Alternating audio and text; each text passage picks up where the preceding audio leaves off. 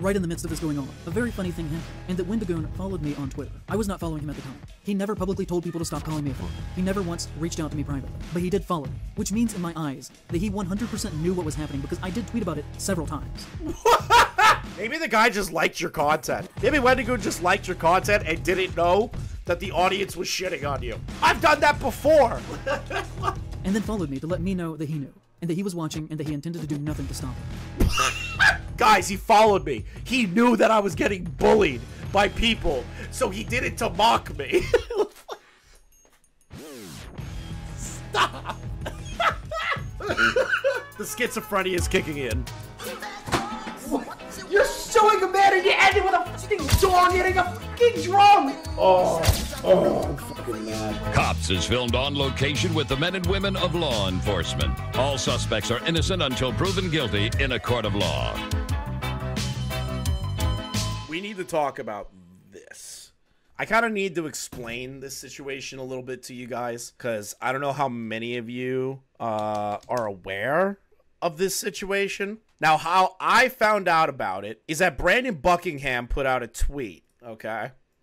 This tweet is in concert with a content creator known as In Praise of Shadows. Now, from what I understand, that they are a horror content creator, much in the Wendigoon sphere of things, but not really, because Wendigoon's like actually a good content creator and he's actually entertaining, versus this guy who fucking sucks. Okay? Like, this dude, I've seen the clips of this guy. This guy is like, if Noah Samson was cloned, this would be like the retarded, like the kid that failed the cloning process. And then in LA, they just drained him out of the vat and threw him into the streets. Like, this is like the most retarded Noah Samson clone you will ever experience in your life. I'm warning you now. So Brandon Buckingham puts out this tweet. In a desperate attempt to make Wendigoon look bad for being friends with me, this overweight loser described me as a gun YouTuber who's been accused of threatening rape, which is just wrong. It is full-blown false. The information that is in that section is unequivocally a lie. He repeats a lie, if you don't know, about what Sneeko said about Brandon Buckingham. Brandon and Sneeko were in a beef, and Sneeko accused Brandon of saying he was going to rape his girlfriend. It was a complete lie. And Sneeko perpetuated said lie, and then this idiot repeated the said lie. There's also parts in this video of just complete falsehoods about Wendigoon and other content creators.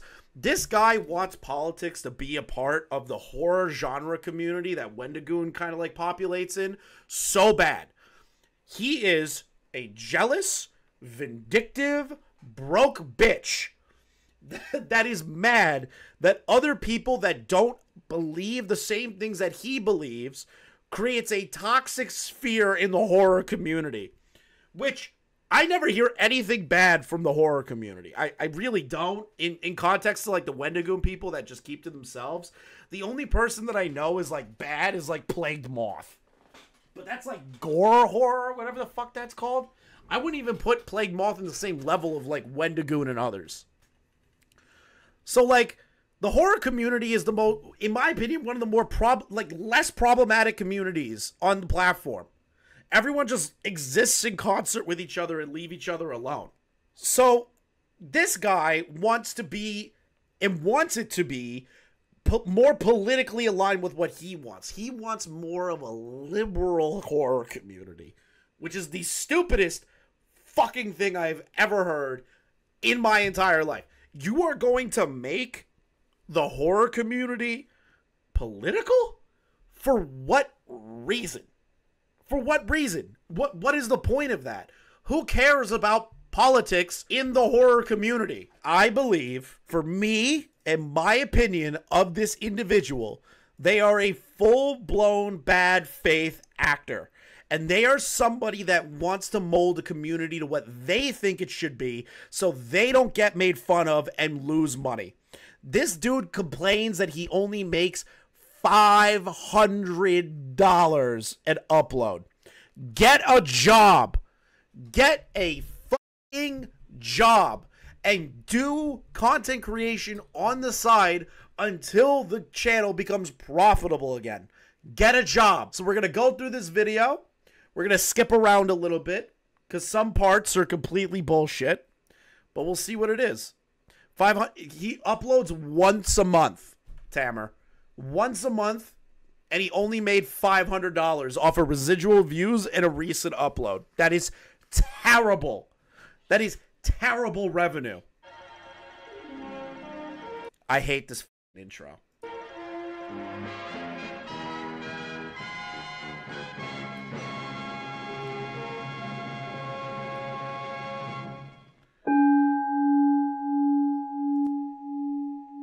You only need the Bo Black's cut and the part where he yells at commenters that tell him he's wrong, LMAO.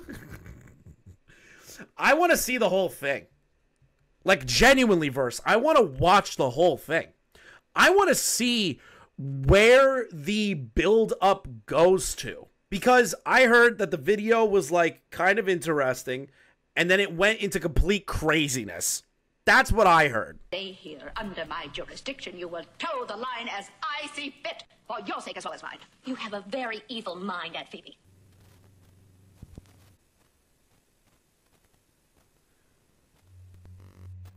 I will admit, I like the editing so far. Over the weekend, February 16th through the 18th, I traveled to Concord, North Carolina to attend this year's Mad Monster Party, which was far and away the most redneck and unprofessional convention that I'd ever been to in my life. There was...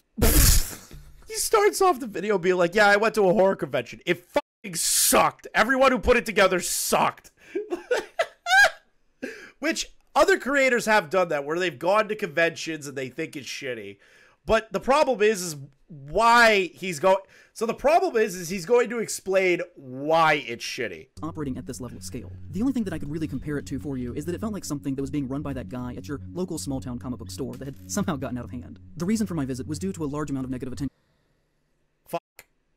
Alright, so this is bad. Download anyways. Oh, I thought I could do this without doing this. How's the download doing? 2 minutes?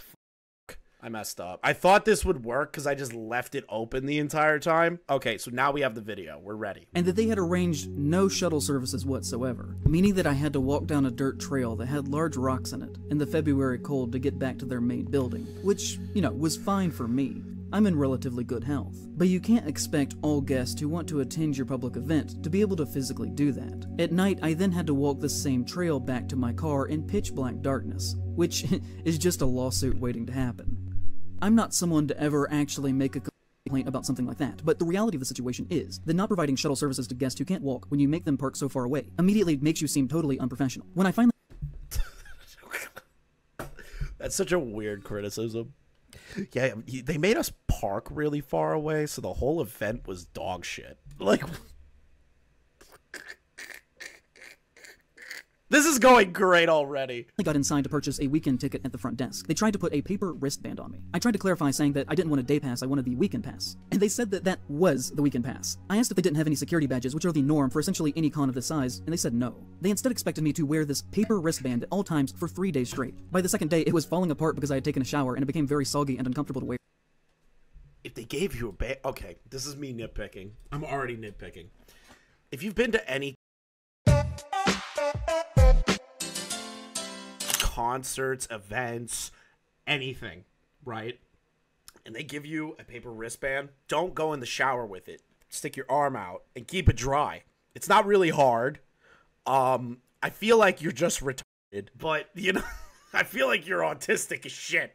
But I that's me nitpicking. I've just been to enough concerts, I've been to enough festivals, I've been to enough of that shit to, like, know if they give you a paper wristband, just don't get it wet. And if it's raining outside, try your hardest. But, like, come on.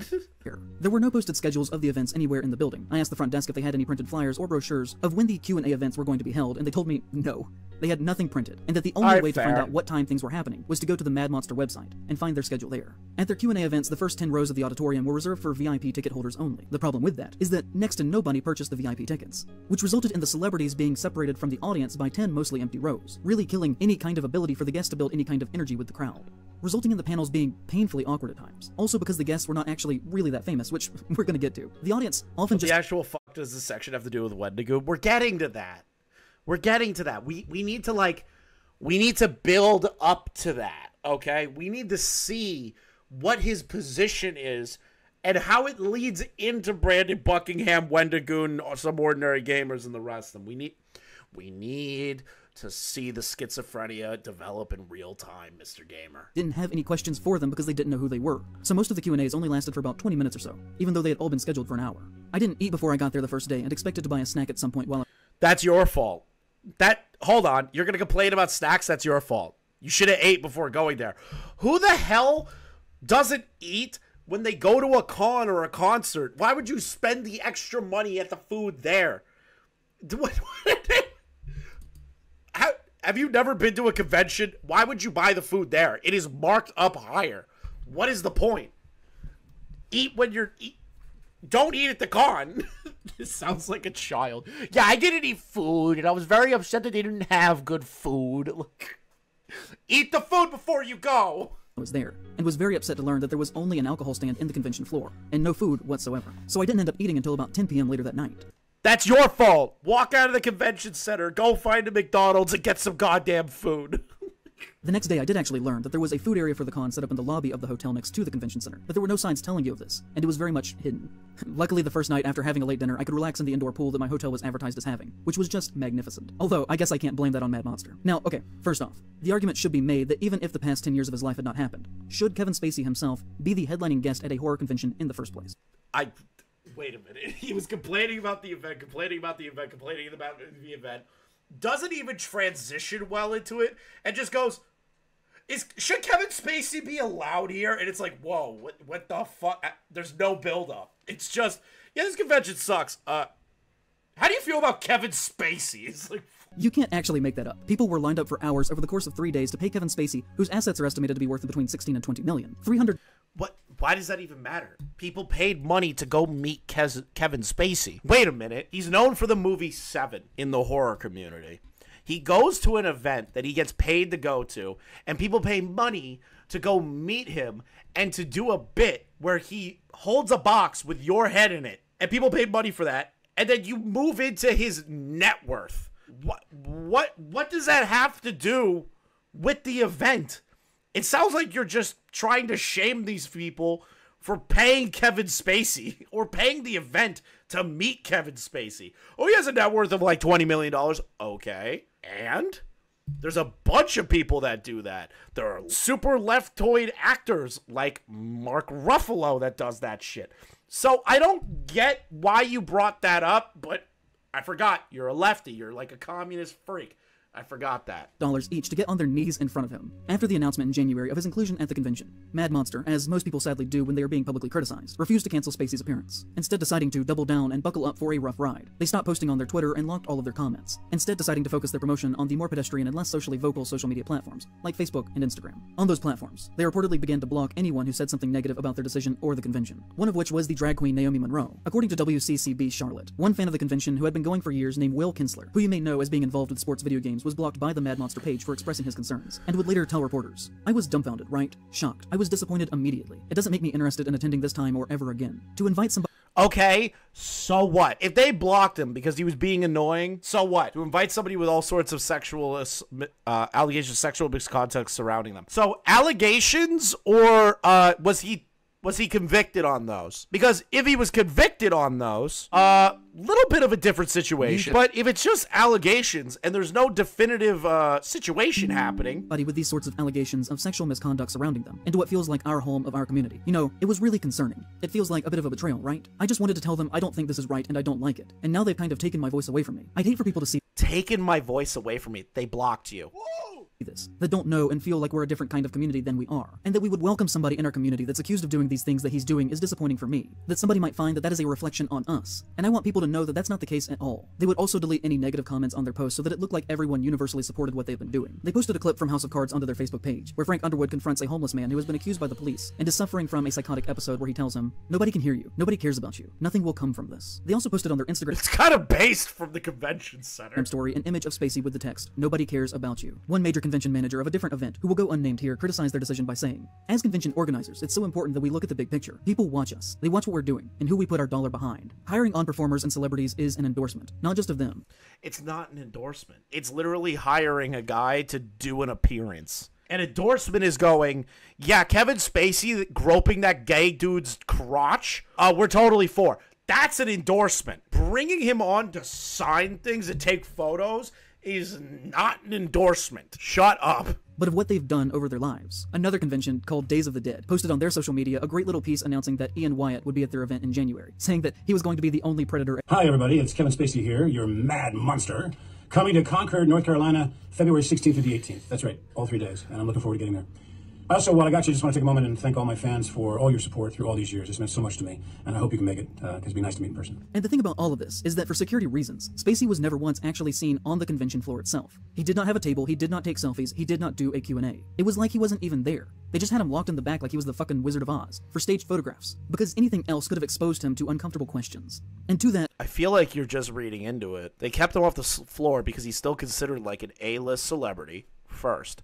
Second, with these allegations out, if somebody tries to do something on the convention floor, like attack him, that's probably why he wasn't on the convention floor. You are really trying to make it out like this convention covered up for Kevin Spacey and completely endorses everything he's ever done. This is fucking crazy. He just automatically assumes that they just don't want people to ask Kevin Spacey very difficult questions. What if somebody attacks Kevin Spacey? Wouldn't they do that with any A-list celebrity? That they would have security or maybe say, hey, you shouldn't really be on the floor just in case? I just gotta ask, if he isn't even going to be participating in the convention itself, why ruin your own reputation and name? If he's not... You literally just showed a photo of him participating in the convention, taking photos with fans.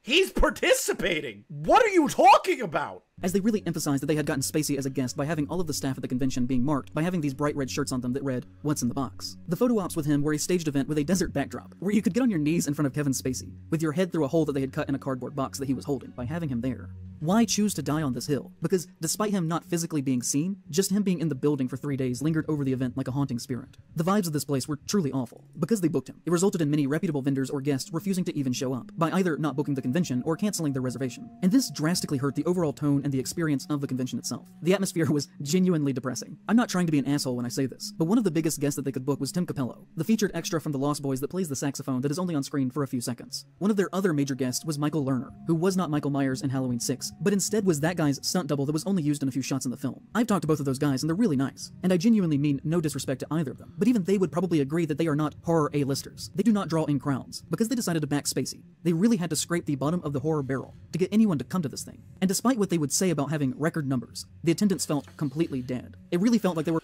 How do you... Wait a minute. If this is your first time going to the event, how do you know that the event was bad? Here's like my argument, right? How do you know that the convention did not have record numbers if you've never been to said convention before? You're just going off of your own preconceived notions. So it's better to have a Predator suit guy than Kevin Spacey, but bad to have a sax guy. Yeah, apparently. I don't know. We haven't even gotten to the Brandon Buckingham and Wendigoon part yet, and I'm already annoyed. About half as many people as there should have been there on a normal year. I mean, we're talking about a convention that not too long ago had Art the Clown and Captain Spaulding in the same room doing a joint clown photo op. They used to have legitimate guests, and by comparison, this thing was a total joke. They only had 23 guests at the show, including Spacey. 5 of them were old retired wrestlers who had nothing to do with horror. One was Taryn Manning, who basically has nothing to do with horror. They had 2 of the Dukes of Hazzard boys. You had Tom Welling and Michael Rosenbaum from Smallville. You had Chaz Palminteri from The Usual Suspects, who was there because of Spacey. You had Tom Cavanaugh from The Flash. There were only a couple of people who actually had anything to do with horror at all, like Shannon Elizabeth.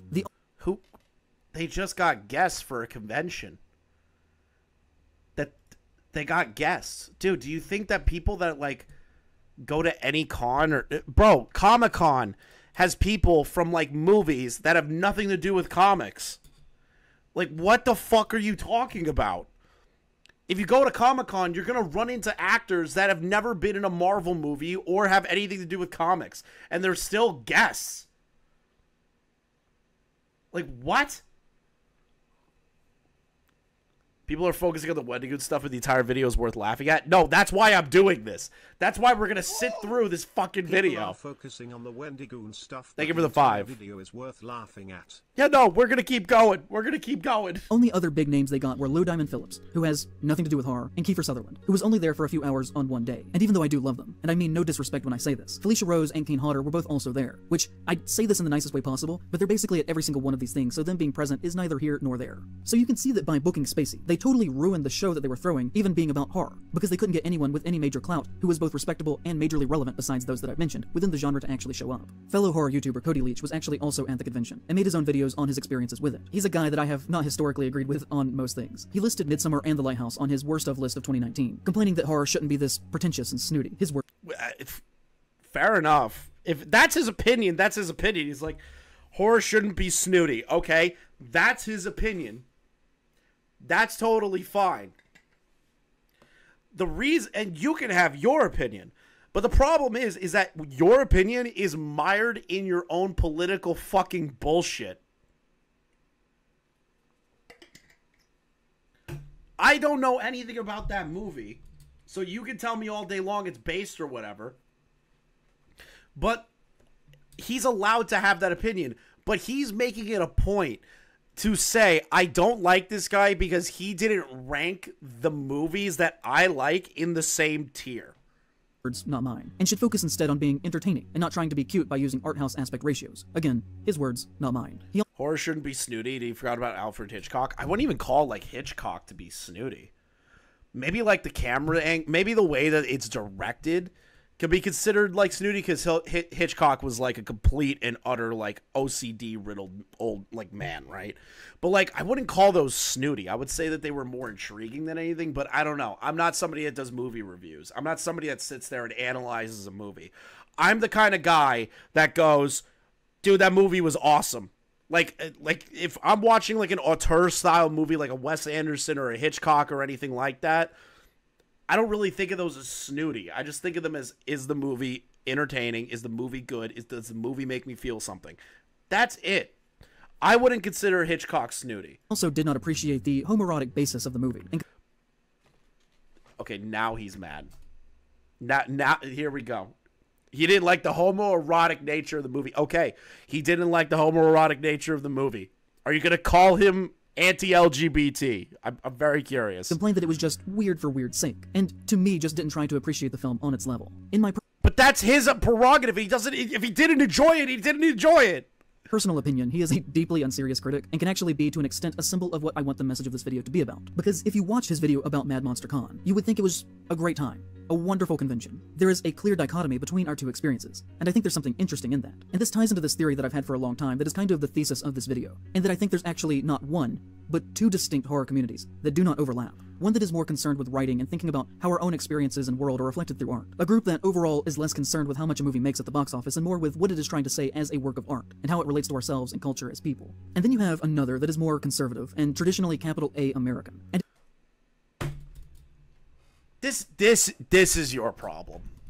If you made the argument, there are two ways for critics to look at things.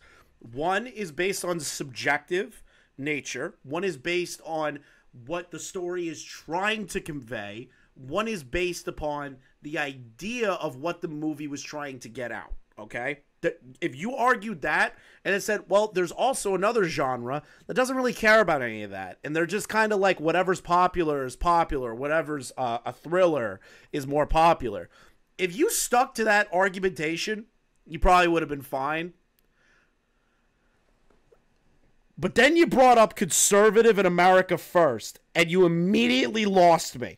Because you're trying to position that your way of thinking cares more about the art than the America conservative people.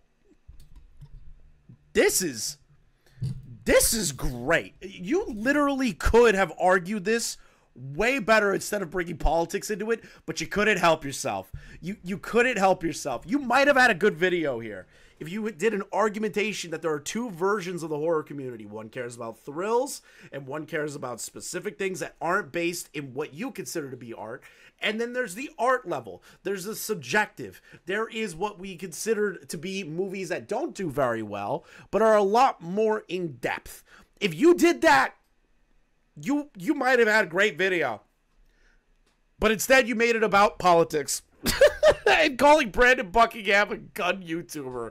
And trying to say that Wendigoon is trying to push Christianity on people. Is based more in basic consumerism, and viewing movies strictly as entertainment and nothing else. A group that r/YouTube drama is not shitting on catfools because Demon Mama criticized her laughing mask so that somehow needs to be burned. Yes, it needs to die.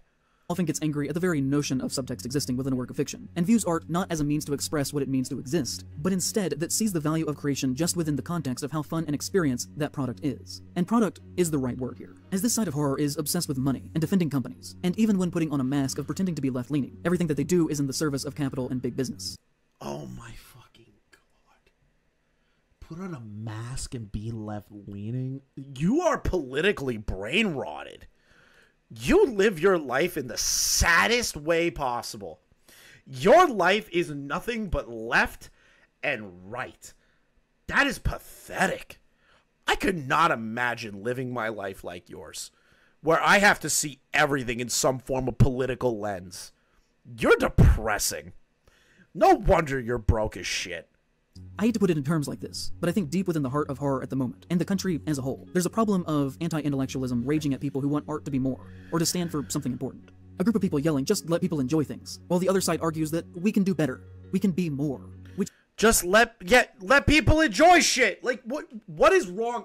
Chat, am I crazy to say that? What is wrong with just saying people should just enjoy what they want?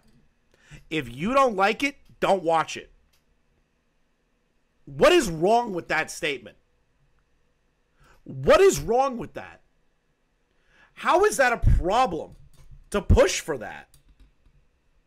And say, if you want something and you enjoy it, enjoy it. If you don't like it, don't watch it. What's wrong with that?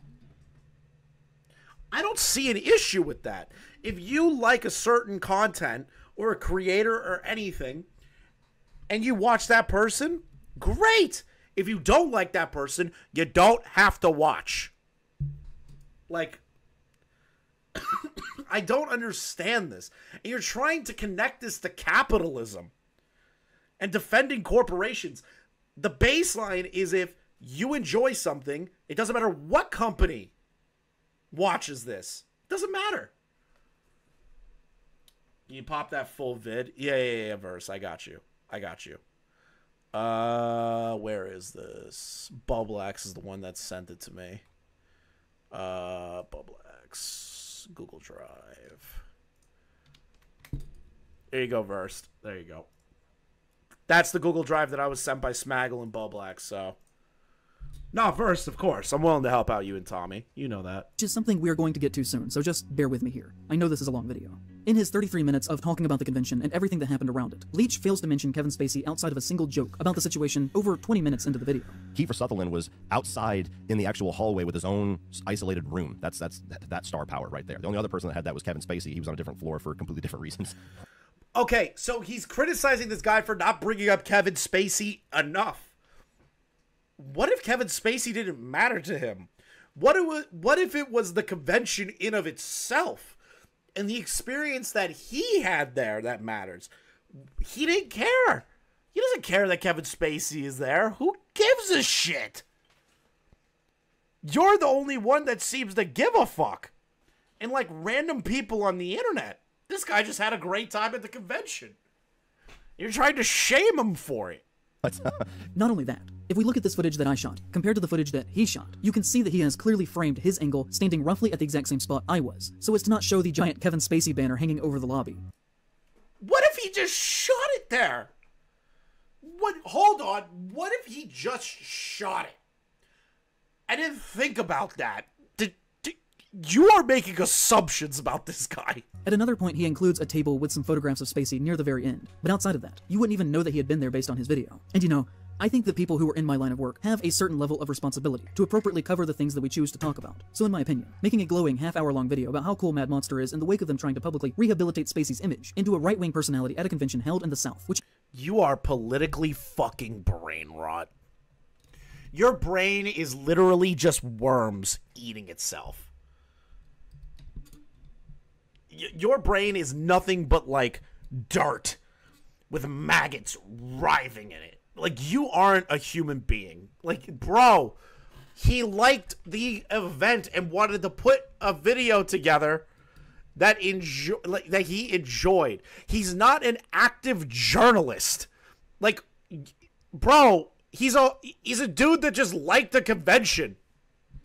happened within weeks after he appeared on Tucker Carlson's show is not a very responsible use of your platform. And, he did have his complaints about the convention, including talking about the outrageous parking situation in the footage where he actually walks. So then he complained about something that he didn't like. He just didn't give it the ultimate dick-sucking review then. He added criticism. Pretty close to my car.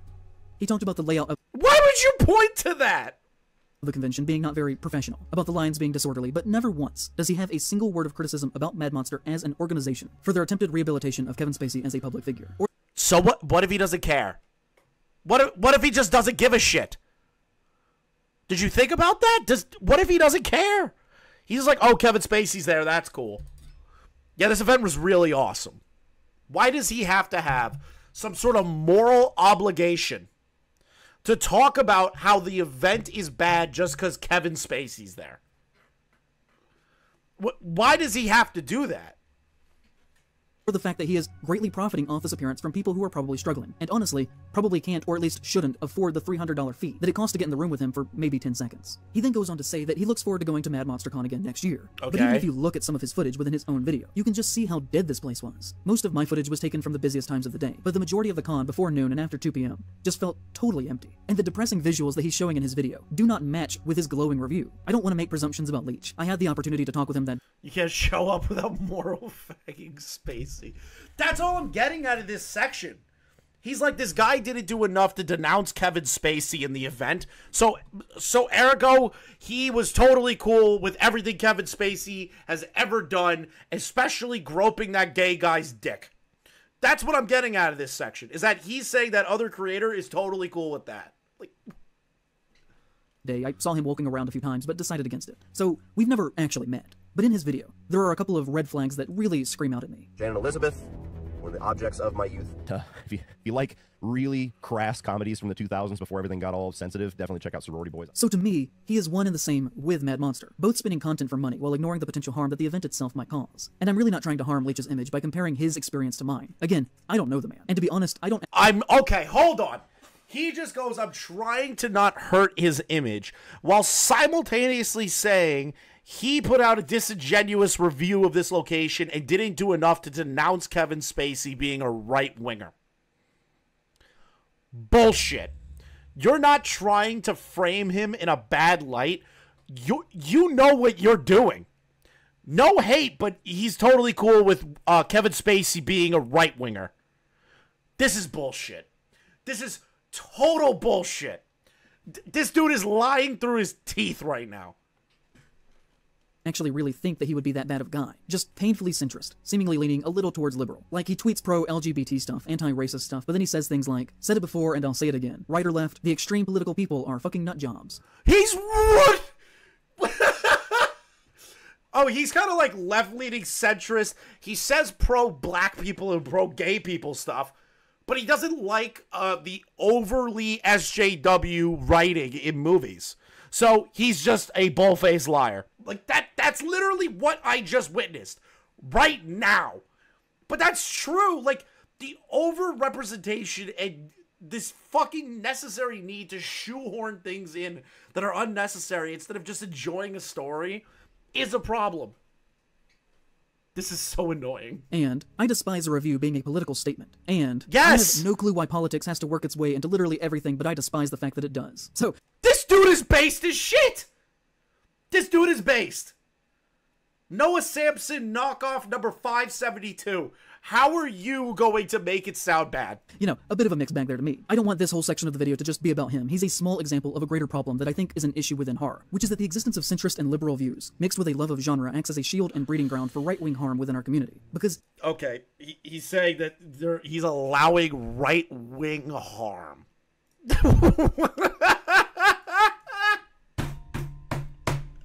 No way. No way. No way, bro. No way. He's allowing right-wingers to populate in the community.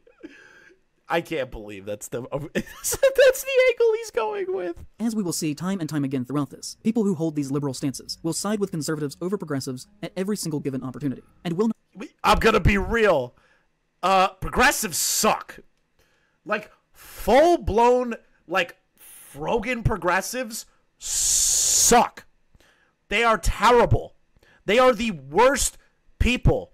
Same thing with super right-leaning people. The alt-right. The over extremes are bad. It is, I'm going to shock you by saying this, chat. I'm going to shock you by saying this. Liberals and conservatives can agree on things. Oh my God! You can agree with something that a conservative says and still be a liberal. That's crazy. And you can be conservative and agree with some things that liberals say. Wow! Crazy! It's insane! No way! I'm blowing your mind, guys. Heresy. Like, how do you live your life? Okay, I picture this guy. This is what I picture, Verse, and everybody in chat. This is what I picture, okay? This is what I picture. Friend, he's at a bar. Friend of his goes, man, I don't really like Joe Biden. He's made, things pretty expensive, and I don't like what he's doing with the economy. I believe in, let businesses not be taxed as much so we can have more stimulation in the economy. And his friend's a liberal. He looks at his friend and goes, you're aligned with conservative values and we're no longer friends. That is literally the kind of conversation I expect this guy to have in public and to his friends. I swear to fuck, he must have done that once. I will put money that he did that to one person at the bar or a party or something. I will put money on that. Not criticize horror unless it is art house, and also will not stand for other people to criticize horror. I myself have never once in my life described a woman as an object. I think that he should put more thought into the words that he says publicly, and how he uses his platform. But also, he genuinely seems like an alright guy, which is the issue here. The slow creep of conservatism within all forms of art, and every aspect of life, is marched down a road that is paved by smiling friendly liberals. A centrist view of this event didn't even think that it was worth mentioning the act of harm that was being done here, because— You're such a loser.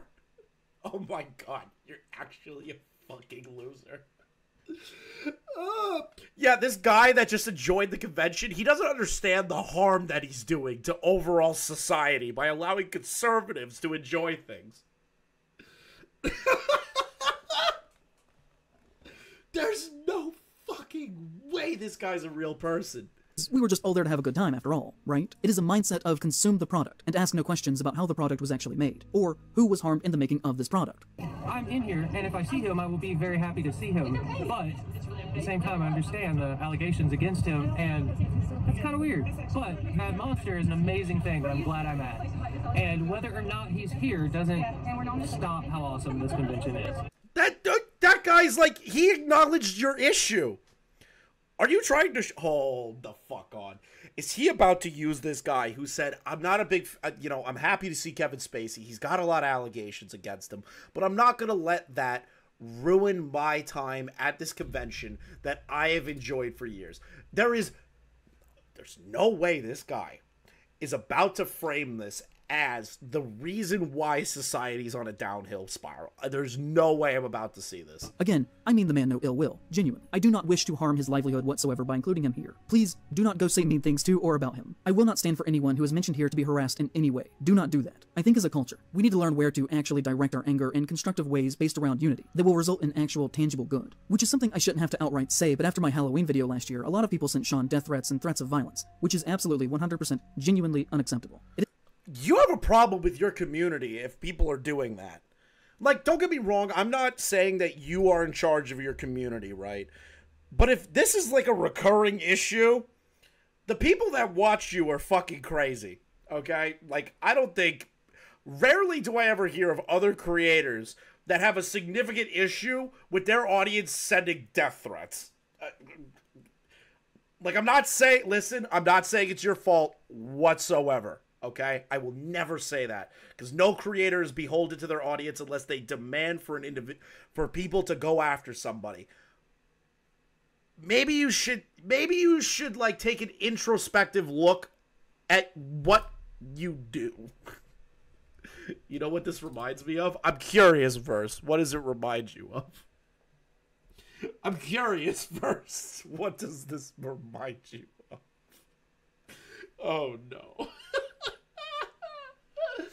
Oh, God. Is behavior that I would never under any circumstances condone or encourage, and I'm deeply ashamed of any person who did that on my behalf. It should not be our way, fair, and the real problem fair. in this situation is clearly those actually facilitating Mad Monster as an organization. The companies Wait? What? who did that on my behalf. It should not be our way, and the real problem in this situation is clearly those actually facilitating Mad Monster as an organization. Mad Monster is just a con. They just invited Kevin Spacey to be there. Like, what?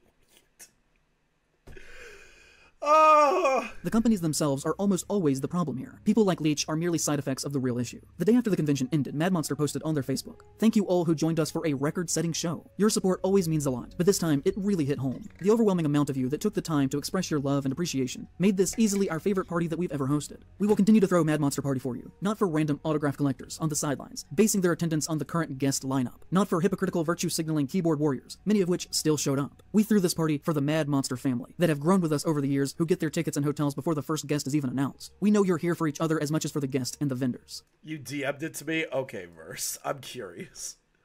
Sweep around the Williams brothers. Okay, bro. Jesus. Okay. Okay, bro. What the fuck? Samantha Osborne, who worked the convention and has been employed by Mad Monster for the past 2 years, said on her Facebook page, "This weekend, Mad Monster hosted Kevin Spacey's first ever convention appearance. Despite varied opinions going in, there were no protests, and Spacey was received warmly. As a guest, he was nothing but gracious. That's all I have to say on the matter." Witchy Woman on Twitter said, "A lot of vendors are pulling out of Mad Monster Con in NC because of Kevin Spacey being on the guest list. It sucks because a lot of greats will be there." She then tagged several of the prominent guests, including John Glover, who played Riddler on Batman the Animated Series, who said, "No one pulled out. It was a lovely weekend. I don't appreciate tags in this nonsense. There are real dangers in the world. The Mad Monster guest list is not one of them." Bro, that guy is right. Like, Kevin Spacey didn't rape anyone there, or allegedly do whatever the fuck this guy's trying to say. She responded by saying, "I know a few vendors personally, but please tell me more," to which he didn't respond. The Daily Wire in this time ran a piece defending the convention and their booking of Spacey. And you know, just my opinion here, but no horror event should ever fumble the bag so badly that you get the Nazi news force coming to bat for you. That's like a shining example of how badly you have failed your community. The Nazi... Oh my god. Oh, you're fucking pissing me off. Oh my god, I get it. You don't like that publication. But then you would get pissed off if Alex Jones calls CNN the pedophile pro fucking whatever. Like, you are frustrating to me. You are frustrating to me. The guy who runs that publication is Jewish. A conservative Jew. You're gonna call a Jewish person a Nazi?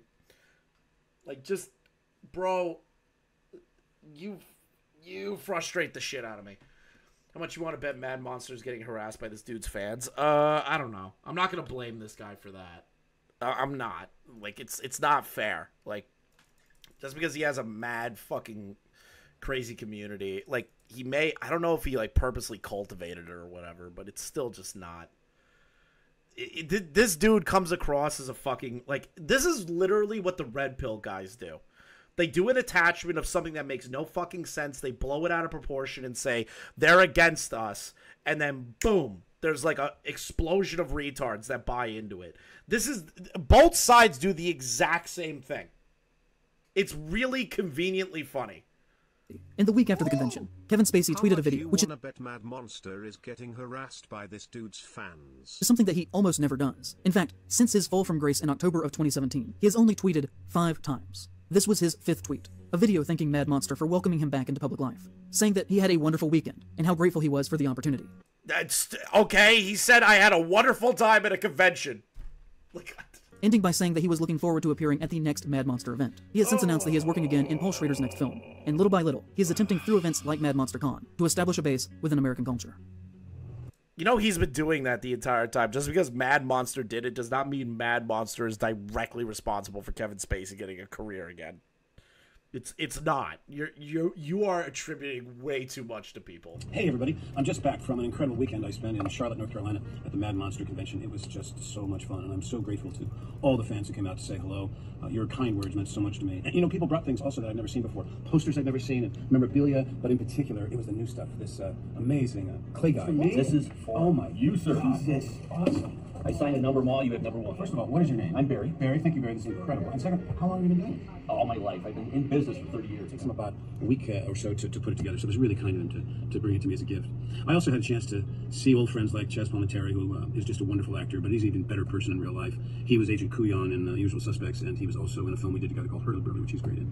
And so it was. He's just saying nice things about the people that were there. Jack's top tips. If they have a 70s style mustache and were not from the 70s, for God's sake avoid at all cost. That's incredibly true, Jack. Incredibly true. Any content creator that has a 70s mustache, it's, let's say, said 70s mustache is on a guy that has left-leaning ideology, avoid them. Avoid them at all costs. Great to catch up with him. I saw John Glover. I saw Lou Diamond Phillips, Kiefer Sutherland. A lot of people I just haven't seen in a long time. But also the people who run Mad Monster. They did such a great job. I mean, right from the people. How is this a bad for thing? A long time, all the way down to the volunteers. So many people came by to say hello, and I felt so welcomed. So I'm looking forward to seeing you at the next one, and we'll have an announcement soon about when that's going to be. So take care of yourselves. I'll see you later. Bye. How is this a bad thing? How is that a bad thing? He doesn't even extrapolate why that's bad. He just goes, yeah, Kevin Spacey did a tweet. It was his 5th one since 2017. It's like, okay, he said something nice about the event. Oh my God. The horror that Kevin Spacey had a nice time. All right, hold up. What am I doing? I promise I'll love it. Oh my God. Are you serious? Is this fucking retard's haircut? What is this? I finally decided to cut off my quarantine hair today. He looks like a character from fucking Cyberpunk, bro. What is this? Oh, Anissa Joma just went live on Twitch. I wonder if I'm still banned from her chat. I'd like to talk to you about the worst week of my life. So, January of 2022, okay? I made a video about The Hills Have Eyes that went very badly. And I've never really spoken about this or even really addressed that it was a thing, except for... Oh, I heard about the Hills Have Eyes thing. From what I understand, wasn't he trying to say the Hills Have Eyes was racist? He tried to state that it was, like, based on Native Americans and, like, how it's like, horrible Native American stereotypes or whatever. Like, I think I watched the Hills Have Eyes 2. I don't think I've ever watched the original one. But, like, isn't that... I might be entirely off base, but I wouldn't be shocked if that was the premise that he went with. Maybe just a couple of times on Twitter. I guess when it happened, I just hoped that it would eventually disappear, but it never has. And I think that we should start... No, it's worse than that. What do you mean? Yeah, it also made him see pro-rape and pro-cannibalism. No, he said the family deserved to be brutalized in SA because the husband was a cop? Meowster, you have to be fucking with me. There is no way he said something like that. No way! No, he tried to claim the white people were just as bad as the cannibals. What?! Hereby addressing the elephant in the room far too long after he arrived. So, this is a brief reanalysis of Wes Craven, The Hills Have Eyes, and the internet's general response to some pretty basic things that I said about him and his work about 2 years ago. In the time since making that video, very often it is the case that when conservatives want to criticize me, they will go back to that and use it as a weapon, by twisting my words in very bad faith to make it look like I said something that I obviously did not intend if you had watched the video. Usually in an attempt to make me either look crazy, or cartoonish, or racist, or that I don't know what I'm talking about, and I'm unqualified to have this job. A recent example of this happened in this past January, when Mark After Dark on Twitter said, IPOS himself has said some really racist shit towards Native First Nations people in his Hills Have Eyes video too. He's not one to talk. In fact, Mark After Dark has been slandering me pretty consistently now for years in relation... Oh my God. He also said that the Hill people were allegedly for black and or Native Americans. Are you... What the fuck are you talking about? You know what? I'm going to make Verse a mod so he can bully specific people in chat. If people get too retarded, Verse has control now. To The Hills Have Eyes. Often... Verse, you definitely know what I'm talking about. Getting hundreds of likes every single time by either saying lies about me, or really taking my words in completely bad faith. And every time that he does this, it hurts my reputation just a little bit more. These things do have a very real effect, because if people say things enough times, then other people will believe it. It doesn't matter if it's actually true. He was the first that I could tell to actually tweet something negative about me in the fallout from that video's release, when he said, YouTube film essayist, the cannibals in The Hills Have Eyes are actually the good guys, because they're poor, and the family is everything wrong about America. They're middle class and one is a retired cop. Cuts to footage of January 6th storming the Capitol, which I hope you'll be able to see is taking my basic argument and contorting it to appear as ridiculous as possible, even though it did make sense within the context of the actual video. Wait How does that make sense? Wait, I need to listen to that again. Wait a minute. Wait a minute. Wait a minute. Wait a minute. The first that I could tell to actually tweet something negative about me in the fallout from that video's release, when he said, YouTube film essayist, the cannibals in the Hills Have Eyes are actually the good guys, because they're poor, and the family is everything wrong about America. They're middle class and one is a retired cop. Cuts to footage of January 6th storming the Capitol. Okay, that sounds crazy. That sounds insane. That sounds like an insane thing for somebody to say. I need to listen to his response again. Which, I hope you'll be able to see is taking my basic argument and contorting it to appear as ridiculous as possible, even though it did make sense within the context of the actual video. I mean, that video is an hour and 25 minutes. Reducing what I was trying to get across down to a single one-sentence tweet, of course, is going to make me look like an insane person. You can literally do that. Bro, you're doing Hassan Piker shit right now. With anything that anyone says, but it isn't being done in the fair spirit of argument. It isn't an actual response to what I was saying. It is lashing out like a toddler. He got 370 likes with that one. Another time, to 867 likes, he said, I like... Wait a minute. Is he calculating out the likes? Wait a minute. Wait a minute. Wait a minute. He's reading the... That coat he's wearing makes me single. He's going out to singles night at a gay bar after this. So true, KTV. Wait a minute. He's counting the likes. And he put it in the video. Yeah, he got like 300 and something likes. Like, what the... IPOS videos for the most part, but this man has brainworms. His Hills Have Eyes video is the most schizophrenic far leftist ramblings I've ever heard. He said the family deserved to be raped and killed because they represented colonial USA and the Hill people are native. By my count, he has tweeted at least 10 times over the past 2 years about this, and that is without me actually even looking very hard. I'm sure it has happened even more than that. I have never once before now interacted with him or even acknowledged his existence. And he's often really condescending with this too. In one tweet saying that I must have forgotten my meds that day. Essentially, every single... That guy's funny. That guy's funny. He forgot his meds. Get ready for later. He's going to read off negative comments under his Hills Have Eyes video. No, he's not. He's doing what Mama Max did. He's literally going to do what Mama Max did. We're about to witness another Mama Max video where he complained about the comments. Time implying that I think rape, violence, and cannibalism is literally a good thing, and that I'm also a racist. Around that same time in January, an account going by Crackhead Clyde said to me, I don't get how you can show more sympathy. Wait, why are you paying attention to a random Twitter account? For the violent cannibals in the Hills Have Eyes than a kid who is defending himself during a riot, or a competing YouTuber who has different opinions from you, which we're gonna get to all this in a little bit, but the kid that he was talking about defending himself was Kyle Rittenhouse. The Hills Have Eyes is their favorite thing to use against me because it is really all they've got. A simple Google search turned up that the Hills Have Eyes is partially based on a story of a cannibalistic Scottish clan. He is just wrong on what the cannibals represent. That's great. Notice how he crops off the Twitter stats of the tweet? Yep, I noticed that. He doesn't have a date on there. That's interesting. And not that we should be really taking the opinions of Crackhead Clyde extremely seriously, but the issue is the army of Crackhead Clydes that will read a single tweet about you and then assume that it is true, and hold that against you for years. Literally, there has not been a single week that has gone by in over 2 years that I didn't have somebody saying something shitty to me about that video. And I don't think that most of them have actually even watched it. And I kind of want to look at this, because posting that video was a huge negative turning point in my life. And this video is definitely a way worse negative turning point in your life. This destroyed you. It's over, kid. It's over, bro.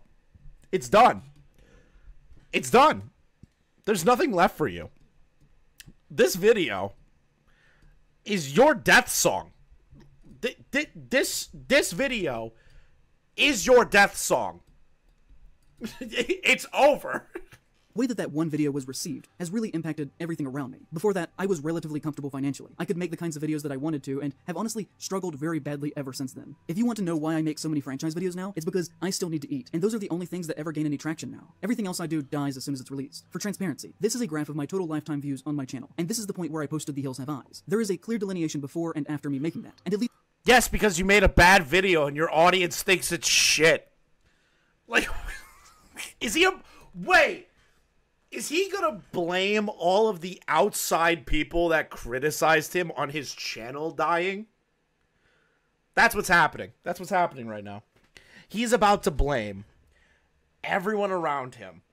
Instead of recognizing I put out a bad video and my audience now no longer watches me because said video was terrible. Get a job. Get a job. He's like, I still have to eat. That's why I'm putting out so many videos I don't like. Get a job. Go to work. But Chris, it's all Wendigoon's fault. I will never understand the Wendigoon 8. I'll never understand it. Wow, he's a Christian. So? Does he put it in all of his videos that, of his religious beliefs in the context of you better convert or you're going to go to hell? Has he said anything negative about gay people in his videos to the degree that they shouldn't exist? Like, what's the issue with Wendigoon? I don't see an issue with him. He's like a really genuinely nice guy from what I can tell. There's no real reason to hate him. It's just because he likes guns and a Christian. That's it. That's it. That's it.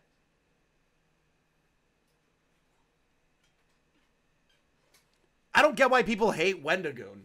I really don't. He's also rich and more successful. Yeah, I guess. I've literally seen people try to claim he's racist and want to kill African Americans because he posted himself in Rhode Island. Okay, wow. That's from my perspective. I'm not really sure if that response was entirely fair or justified. I don't think that as a person I deserve that based on my performance in that one single video. I understand that I am not entitled to your time whatsoever or anything like that. I'm just a guy on the internet. But if you stopped watching me over the public reception to that one work...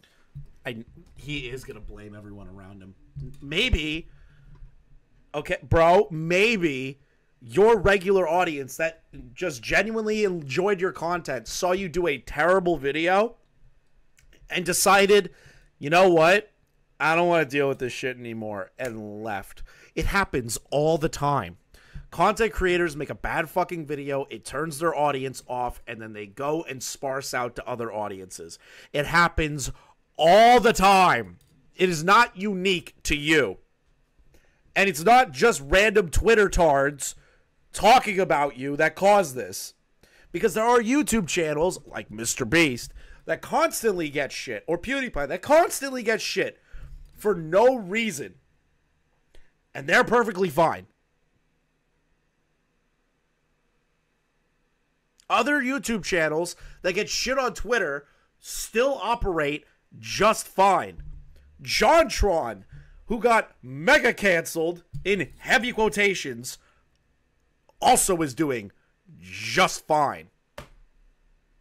So what is the problem here?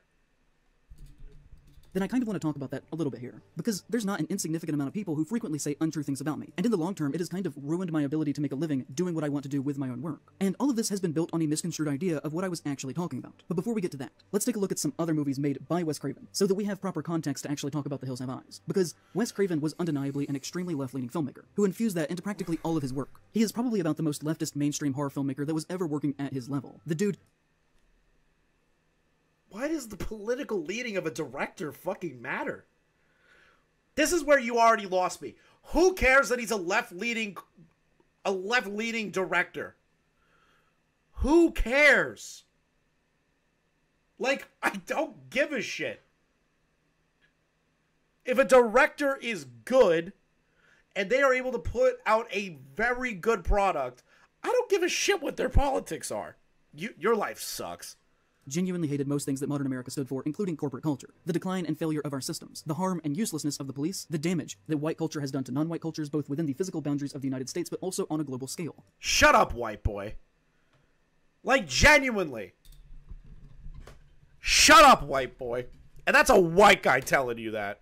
Shut up. You trying to do this whole, like, oh, the white culture killed everything, bro. Like... These self-hating white people, bro. Like, I imagine your life being like this, where you constantly just, like, shit on yourself for something that you can't control.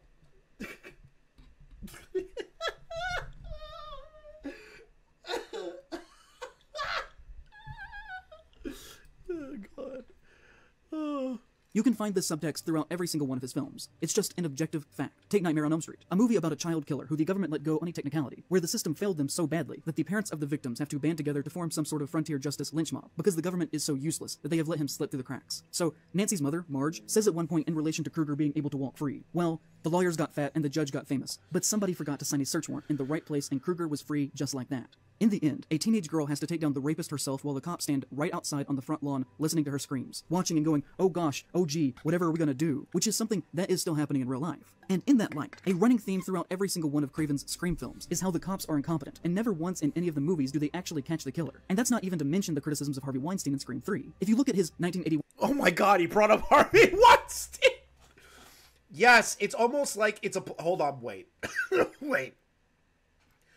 It's almost like it's a plot device. Why would the cops be efficient? The movie would be over.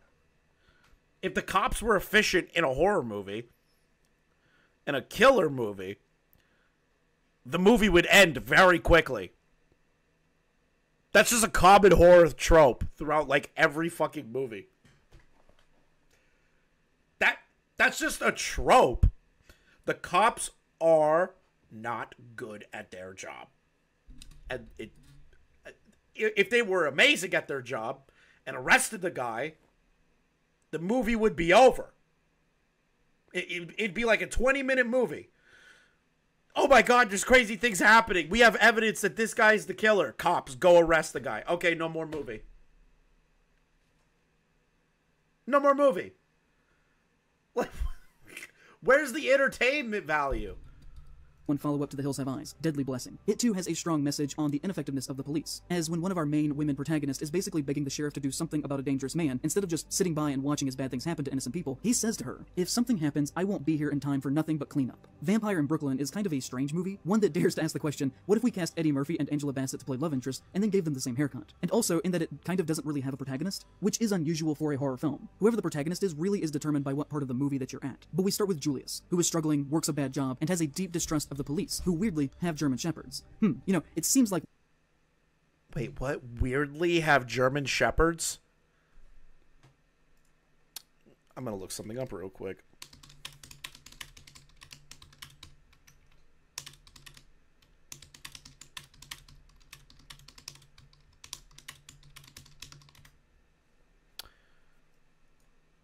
What is the main type of dog used by police in America?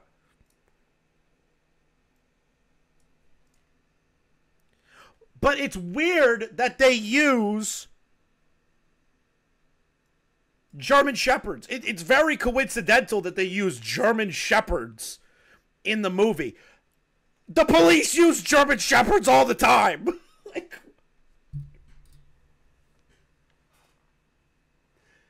there is no fucking way this guy put this video together. I don't believe it. This has to be a troll. I don't believe this guy's a real human being. I literally just Googled it. I just Googled it. The police have been using German Shepherds for decades.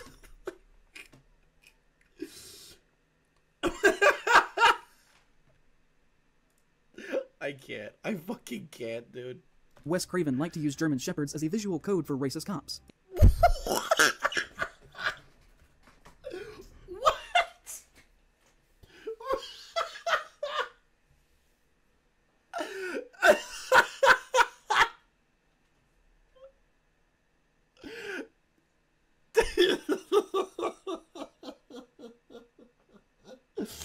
Did Wes Craven ever say that? Is it written? Did Wes Craven in any interviews, books, anything ever directly say that? Pick up the call now, Leon. God damn it. What?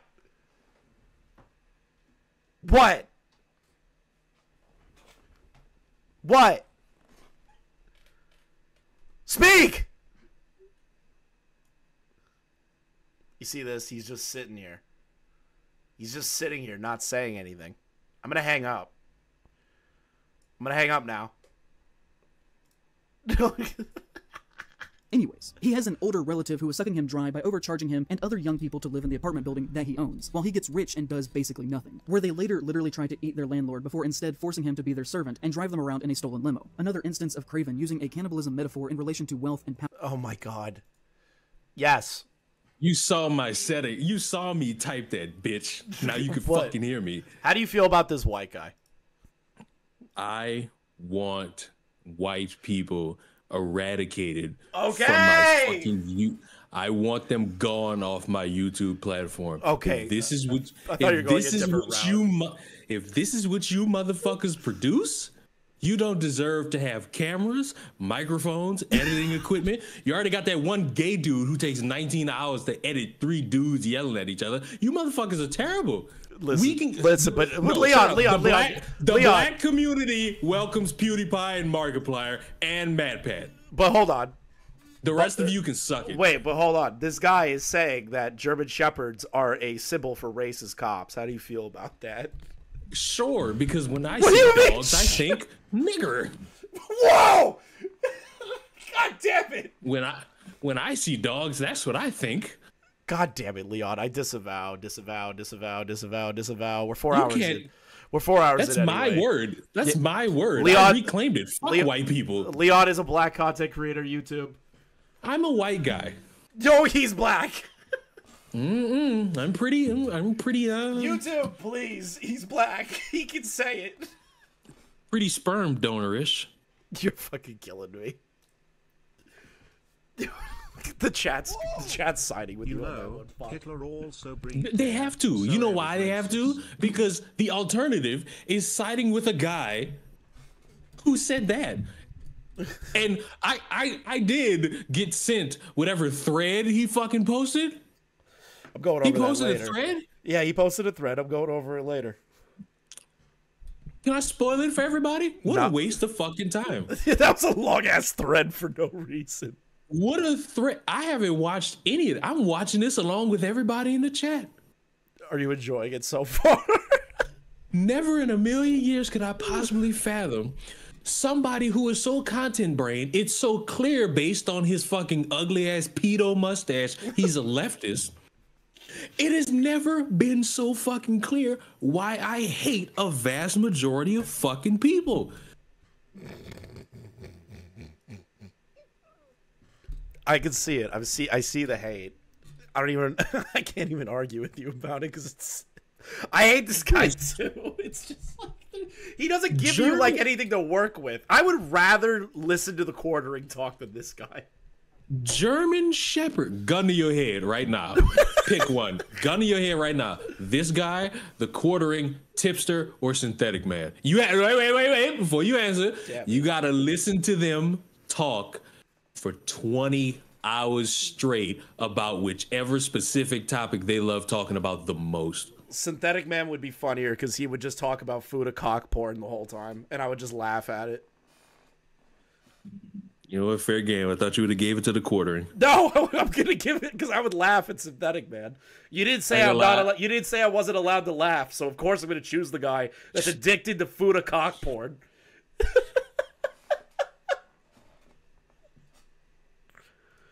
I don't want to listen to Tipster. He's fucking boring. What do you mean? You get the soundboard. Oh shit!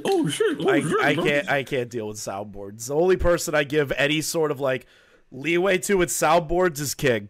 Everyone else can fucking kill themselves. Wow. Wow. YouTube, I disavow. He's white. Okay. You know what? That's what they do. Sorry. No, I don't want to sit and listen to Tipster defend Lolly and Keffels. Like, I'd rather kill myself. What do you mean? Yeah, Gaji, Synthetic Man is like highly addicted to food of porn. You can literally find multiple videos about him talking about getting food and dick up his ass. Like, he just straight up loves it. Like, that's not a joke. That's like real. I gotta get famous enough to the point where somebody with the BBL just allows me to touch it just so I can see if it feels real. What the fuck? Get out. What are you talking about? The fuck just told me get out. Get out! What do you mean? Well, clearly this is a subject worthy of my attention. Apparently German Shepherds are code for killing blacks. True. Clearly. Clearly, we need the Negro's expertise. Okay, fine. I'm gonna bring you in. They were talking about black people. Leon's the resident black guy. Sure, I'm the only one you know. Oh, shut up! I know more. Power dynamics. A movie that Hey, also Obama includes a doesn't scene where a count, white buddy. woman holds Shut the fuck up. a black man hostage in a park with pepper spray up to his eyes, telling him that she hates to do this because she understands what capitalism has done to black culture, but that she just doesn't feel safe seeing him in the park after dark. A total parody on the hypocritical mindset that liberals have held for decades now. It is also not the only movie that he made that primarily features an all-black cast, and is based around issues that affect black people. The Serpent and the Rainbow is about an all-white imperialist American pharmaceutical company who sends a tall, white, light-haired, handsome man to try and incorporate himself into the culture of Haiti, to learn their tricks of how they create Haitian zombies, to then steal their old folk medicines so that they can market them and capitalize off of them. Midway through the movie, at the dinner scene at the CEO's house, where they are planning and celebrating this, genuinely having a conversation about violence that they plan to enact against poor black people. Everyone who is at the table is white, and the butler who serves them is black. And because he's there to steal from them, the protagonist is never able to actually immerse himself in their culture, and never attempts to understand the Haitians on a spiritual level. He is a cultural leech. And just because he is the protagonist does not mean that Craven is trying to paint him as a good person, just like with the family in The Hills Have Eyes. In fact, just like The Hills Have Eyes, Craven is using Serpent and the Rainbow to show a very complicated situation, where both sides have strong issues going on, as the black political antagonists of the film are using excessive violence and fear to politically control their people through police force. Everyone is painted in shades of gray, but Craven clearly does not think that our protagonist is actually a good person. The People Under the Stairs follows a... That's like a normal thing. If you write a protagonist, you can write the main character of the story to be a dick. That's not like a new thing. Is Mahler dead? Yeah, Mahler died. I'm gonna need like all the movie review-esque content creators to like just put a hit out on this motherfucker. we need Mahler. Oh my god, it's real. What's real, Gashi? What is this? Oh yeah, I told you it's real, Gashi. I told you.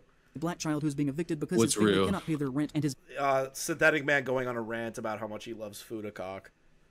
I thought you finally got your nudes leaked, pretty boy. No, you're such a retard. mother is dying of cancer, which results in an adventure that leads him to learning that their white landlords are secretly BDSM, racist, serial-killing, incestuous siblings who got into the landlord business to be able to still inflict pain in their non-killing hours. It is not a stretch to suggest that the man who made a movie about landlords being evil, racist monsters who are going to be killed by their community would have some other things to say about the systematic economic problems in America and how it relates to racial history. Yes, it's a complete fucking stretch. That is a massive stretch. It's a huge stretch. It's just a plot device. Hey, you moved into this house that this couple is able to access at any time, and they're BDSM murderers. Like, I don't think it's that deep. You read into things way too deep. Yeah, this is about the socioeconomic climate of how landlords handle their tenants. How? Do landlords murder and rape their fucking tenants all the time? Where the fuck is that coming from? The news.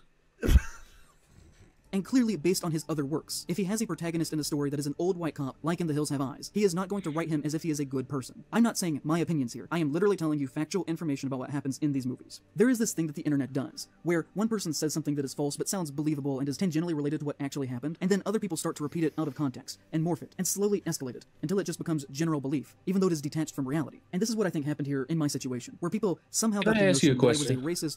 Sure. This white guy's talking about racism right now. Does he not? And now I know you're gonna be like, "Whoa, that's alright, just fucking say it." You're gonna be like, "Just say it." He looks like a pedophile. I'm sorry. He looks like somebody who has kids in a van and he fucks them. I'm sorry. He's unwell. I'm tired of white people looking disheveled, getting on camera. He looks like a hipster pedophile. I'm sorry. He does not look normal here. Look at him. Look at him. Look at him. Like, look at him. Objectively, look at him. No, we're not. This is not a normal look. No, fuck that. He looks like not trustworthy.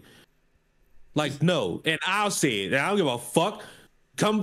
Please come find me. What are you going to do? Cry, bitch? Go on Twitter? Please. Like you see the guy on the screen at the bottom right corner? He's not saying any of this. This is not his stance. My name is Tipster. I go live on Twitch damn near every other day. I will debate you. I will fucking argue with you about how you're not helpful to the leftist community. And you know what? I'll even give you one of my famous oh shits. missed tips. That's fucking great. His ability to go from A to 3 is truly impressive. It is. I just don't get where the fuck he's coming from, man. It's just so confusing. Hashtag tipster news in the chat, everybody. Tipster's back, and he's black. Pro-cannibal, pro-rape, and sexual assault weirdo, which... Wait, what? Hold on. Wait, what? Yeah, wait, we missed something. Other people start to repeat it out of context, and morph it, and slowly escalate it, until it just becomes general belief, even though it is detached from reality. And this is what I think happened here in my situation, where people somehow got the notion that I was a racist, pro-cannibal, pro-rape, and sexual assault weirdo, which, you know, I find genuinely insulting. Now, according to the chat, before you say you mean, according to the chat, he put out a video stating that it was okay for the Hills Have Eyes villains to rape and murder because it was a white family. And that the guys who play the characters in the Hills Have Eyes, the villains, are the Native Americans. Apparently that's what it was. I haven't seen it yet. The Hills Have Eyes is a commentary. Are you going to watch that, sir? I'm going 3 hours right now. But he's saying... 4. Yeah, he's saying... that is what people are criticizing him about, and he says that it's fake. But the thing is that a lot of fucking people that are, like, not even remotely tangentially related with one another or have an axe to grind with this guy know that in this video he said something along those lines, or he directly said that. I don't know. I haven't seen it yet. I'm just going with the flow on this one. I am not accusing him of that, but... he's saying my whole career ended because of this terrible video. I'm inclined to believe that he may have said that. Because he's, like, complaining that his career fell off because of that video. So... I mean, here's the thing. Anybody's career could fall off once you say something so fucking dumb, yes. Try to defend it, and then automatically think, oh, maybe you all had a point. Yes, exactly. And saying motherfuckers deserve to be raped because they're white... I don't know, buddy. I don't know. And then you know what makes it the cherry on top? He's white. All right, hold on. The Hills of Eye clips on Connor's video about this guy if you don't want to watch the whole thing. Okay, so let's pull up Connor's video. I want to see this. I'm, like, genuinely interested in what Connor has to say about that. All right, hold on. We're gonna skip ahead. Gotta switch the screen for Leon real quick. Change that screen for me, Pookie. All right. This looks like it was in the original video. Wait. People who come to your defense are Nazis. What? What a great spot. What a great spot to go on. Where's the Hills Have Eyes part? What timestamp is that? Because I have no idea. I don't want to ruin, like, the actual video. Because I know this is in the Wendigoon video. I mean, that's the video we're reacting to right now. It's another video. Back. You just went past it. Give me a direct timestamp. The footage of January. Oh, here. Okay. Anything that you want them to be, really. Yourself so you can see what he has to say. The Hill people can be representative of anything that you want them to be, really. They can be Native Americans, and the Hills themselves can be allegorical of them being forced back onto reservations. They can be Black Americans that have for hundreds of years been forced to live within a dehumanizing system that has balances in place that assure that they never get ahead. They can be anyone who has been a victim of hundreds of years of horrifically violent, white, wealthy, educated progress. And so, yeah, 2 years ago. That doesn't sound like white people deserve to be raped. It doesn't sound like it, but he is comparing them to... He's trying to be like, well, you can say that they're like Native Americans or black people. But in the movie, there's a very graphic rape scene.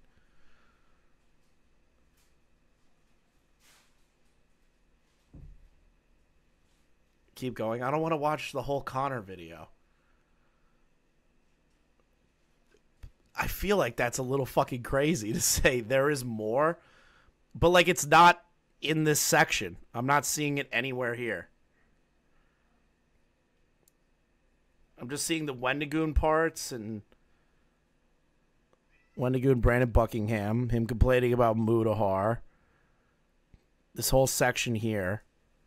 Ton of backlash from this, and justifiably so, because this is absolutely an absurd takeaway from this film. And his comment section was flooded with criticism for it, and he got backlash on Twitter and shit. But he did respond to this in his Bad Conservative Movies video, so why don't we let him explain to us all?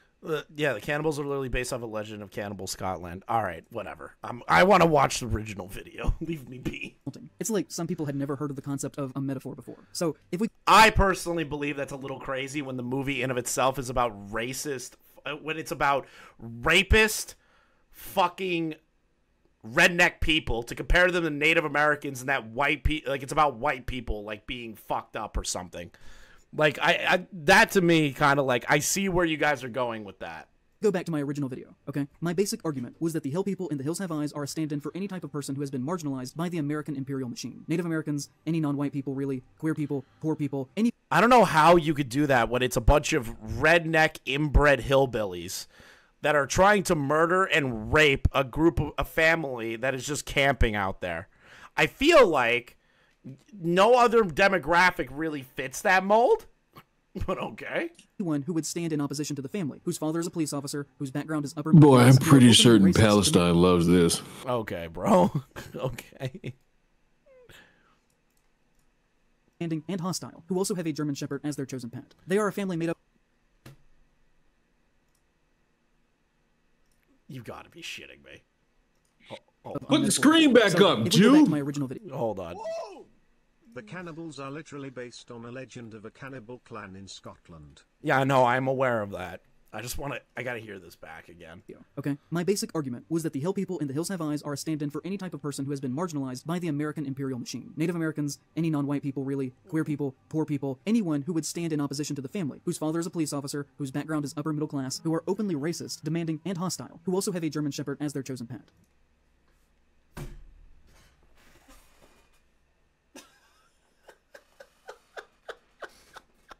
He can't get off the German Shepherd point. He can't do it. They are a family made up of racist red flags. And I discussed how the movie is about a conflict when those ideologies come into contact. When a group who has had everything taken away from them, and another who reaps the benefit of the taking, are suddenly placed on the same level and are told to duke it out for survival. About how at the end of the day, when push comes to shove, we are all capable of great violence against one another. I do not think that that is an outrageous reading of that film.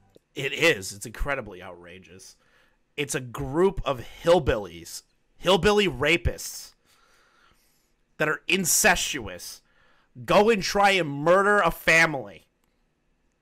I feel like you definitely made a stretch and read too much into it to compare that group of people to Native Americans, black people, and gay people. I feel like that's fucking crazy to do. It isn't even really subtext. It's just the plot of the movie. People got extremely mad at me for recapping the plot of The Hills Have Eyes, because genuinely... But you didn't recap it. You said you could make these a stand-in for any disenfranchised group.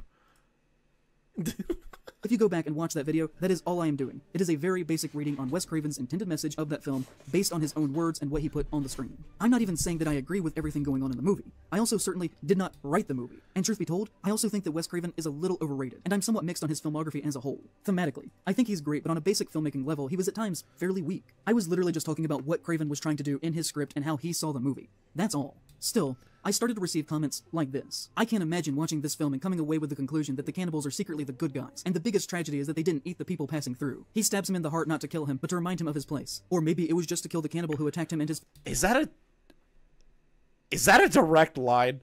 He stabs him in the heart, not to kill him, but to remind him of his place. In context, to one of the family members trying to kill the cannibal trying to murder them.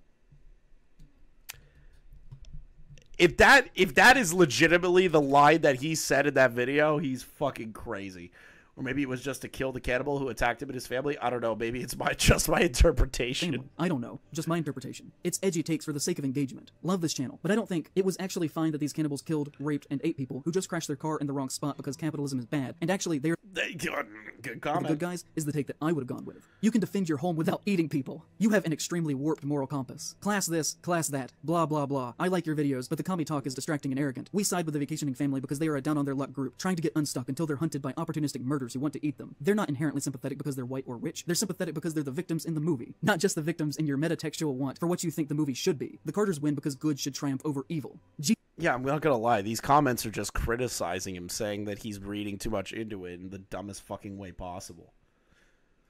Leon, I have to pee for like 2 seconds. Entertain the chat, please. I have to go. I have to go to the bathroom. It's time for the slur. No slurs. No slurs. Give me 1 second, guys. Don't let Leon do anything stupid. One.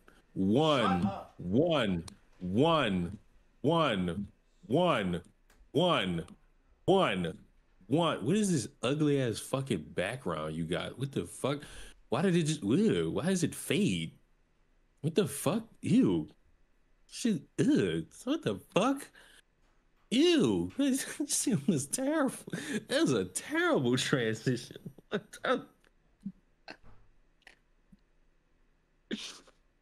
Oh man. Ugh, why does it just automatically go back? Ugh.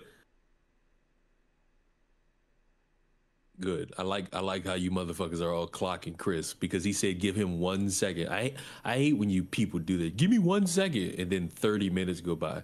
Like, fuck yourselves. Hey Leon, how's it going? I'm sad. But who cares? The value of one's emotions doesn't really pan out, does it? It's Men's Mental Health Month next month. Get ready for the suicide topics, baby. Bing, bing, bing, bing, bing.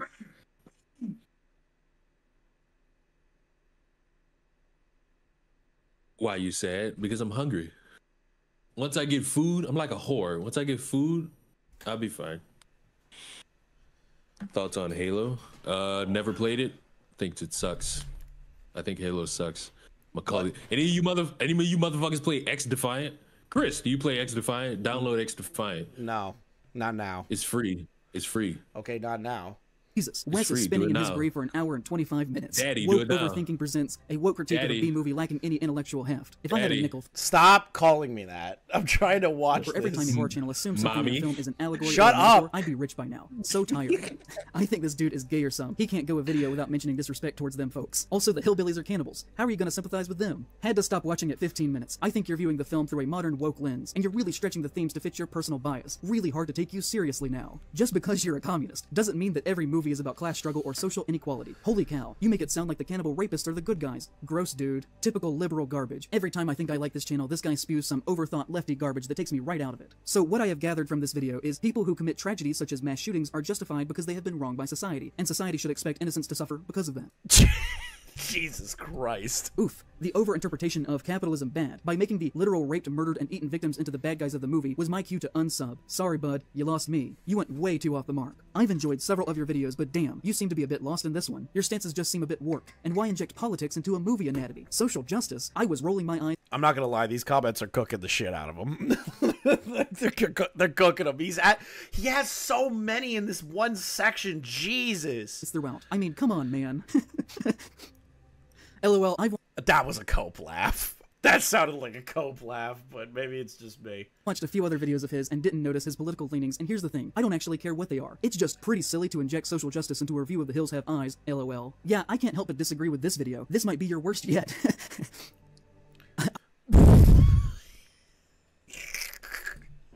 Dude, you literally said this video, like, destroyed your career. And you're, like, giggling at these people that are telling you why they're unsubbing. That sounds like a cope laugh. Maybe I'm just reading too much into it. Maybe. I despise your political analysis of this film. Calling police officers, people who put their lives on the line for a job, a symbol of oppression, shows a huge bias on your end. People are a lot more than their political affiliation, but I don't think you showcasing yours is very much appreciated. So the tweet he claimed is taking his video out of context, describing this video was accurate and on point. This is not out of context. We're doing whole context. Appreciated by your audience. Would really appreciate it if you tried to be more impartial. 18 minutes in, and I had to stop because it really is an unwatchable video. Incredibly sad because I enjoyed a lot of the In Defense of Nicolas Cage. It really feels like night and day in terms of quality of the essay. While everyone is free to think what they want, and I really appreciate and enjoyed some of your other videos, here you're basically justifying that people should be assaulted, raped, cannibalized, based on their socioeconomic status and, dare I say, skin color. Would you have reacted the same way if the family was black, or came from another racial background, or is it only okay because the rich family was white? You are such a talented writer, with an impressive ability to digest a movie, but unfortunately, as so often these days, your politics tend to ruin some parts of your videos whenever you put your post. Wait a minute. So before, he never really interlaced his politics into his videos. At least that's what the comments saying. And then he decided to take a shift and start adding political commentary to his videos. That's maybe why nobody likes you, bud. Modern lens on. Sadly, you seem to be lost in a pretty bad. Sadly, you seem to be in a pretty bad place right now. Your so-called anatomy is full of hate and cynicism. I hope you'll get better soon. Buddy, maybe leave out the half-baked race baiting and focus on the movie. He is still going at these. This is a long section. Yeesh. I thought I was going to watch a movie retrospective, not be morally grandstanded at LMAO. This was honestly exhausting. You know, you do this long enough and you kind of develop this weird, broken, detached mental thing that I'm convinced that everyone who works long-term on the internet has. And I know that that was a lot of hateful comments to read back to back to back, but I'm just trying to communicate what it is like having the never-ending barrage of the internet saying bad things to you on a daily basis that are not founded in reality. What was really distressing to me, though, in this time, is that I slowly started to watch it leave my comment section, and just became an accepted idea about me outside on the internet at large. People saw the video, they thought you were crazy, and they talk about how crazy you are and how your positions on things are insane. I watched this whole section about the Kevin Spacey shit, and I almost lost my mind. And I watched it with full context. It was ass. You sounded crazy. It doesn't just leave your comment section. People can watch it and then tweet about it and go, this guy's a terrible fucking content creator. AKA the thing that happened with Brandon Buckingham. Someone on Reddit in this time said, I like In Praise of Shadows a... Oh my god, stop. He is not about to look up Reddit comments. Decent bit for horror analysis. But his video on Hills Have Eyes is such a wild case of tunnel vision that even his normally receptive audience calls him out on it across the comment section. He digs into this interpretation of the first film as a critique of modern society, where the incestuous cannibals are the real heroes, and we're tricked into rooting for the empty consumers trespassing on their land because they look like us. And it's just very weird, especially in how much he refuses to address the amount of sexual assault the cannibals perpetrate. I'm all for wild interpretations of the thematic meanings of art, within reason. This goes well beyond reason. And you know, these things are half-truths. It removes all nuance regarding the use of metaphor in the film. And I know I'm including a lot of examples in this section, but I'm just trying to communicate exactly how in this situation I said one thing, and then it got misconstrued as another that slowly eroded people's view in my writing and their trust in me, which has made the past 2 years a very dark time in my life. And on the notion of past 2 years, a very dark time in my life. I got mean comments. People don't like me. I went into a 2-year depression. Stop. Okay, hold on. Chef, no. Even though he accidentally left the door open, does not mean you get to walk outside, buddy. Now, I could be drunk, but the whole people have misconstrued me, is that not what the fuck he's doing in his Twitter thread? What? Is that not what he's doing in his Twitter thread? Oh, yeah. People are misconstruing my things. That's exactly what's happening at this current moment. How does it fucking feel? That's fucking crazy. Refusing to address something. That is something that gets said a lot about critics and YouTubers in general, that if something wasn't directly mentioned, then it must be obviously a refusal to mention it, or a massive oversight that must be pointed out by the commenter. Wait a minute, that's what you did? Wait! Whoa, whoa, whoa, whoa, whoa! Chat, isn't that what he did to the guy that made that video on the convention? Is that not what he just did? He's trying to criticize the comments for doing what he just did to the guy at the convention. So commenters can't do it, but you can do it. No! How did you not watch this? How did you edit this video and go, yeah, that sounds good. That I won't look like a total hypocrite within 40 minutes of my video. Neither of which are true in this instance, or in most instances that assertion is ever made. You don't work on a project for 100 hours and then just accidentally forget to include something. I assure you that thought was put into the words that I was saying. I incorporate— That is so funny with what comes later. The Wendigoon and Brandon Buckingham part. Him saying what he just said right now destroys his entire video when we get to the Brandon Buckingham and Wendigoon part. This is gonna be great. All forms of violence into one for that video because the metaphor of the arrogance this guy has is going. It's just gonna be delicious. The movie is about aggression and revenge, whether that be sexual, outright physical, or even eating the victims. All of them to the Hill people are expressions of forms of revenge, one and the same. It literally makes no sense to talk about them as if they were 3 different things within that context, because as far as the movie is concerned, all of the violence falls under the same blanket of metaphorical rage. It would only take up time to not actually end up saying anything that I hadn't already said. And if I went down a list and addressed every single act of violence individually, that just would be pointless. And also, So, it isn't me saying that I think that these things are good in real life. Obviously. We are talking about fiction here. The Hills Have Eyes never happened. Wes Craven made that up. These are not real people. And I know I normally don't have to go... But it's based around a Scottish lore of cannibals. It's a story about cannibals from Scotland. So, it was based around something in reality. Good job. That basic with what I'm saying. But in this instance, I guess it does have to be said. Because near weekly for over 2 years, at least one person has insinuated to me that I supposedly think people's flesh should literally be eaten off their bodies because they can afford a camper. And I won't name names. But the thing that really hit me the hardest is that when I decided to stop reading comments and just tried to distract myself by scrolling on Twitter, and on my For You page, I found a Leon.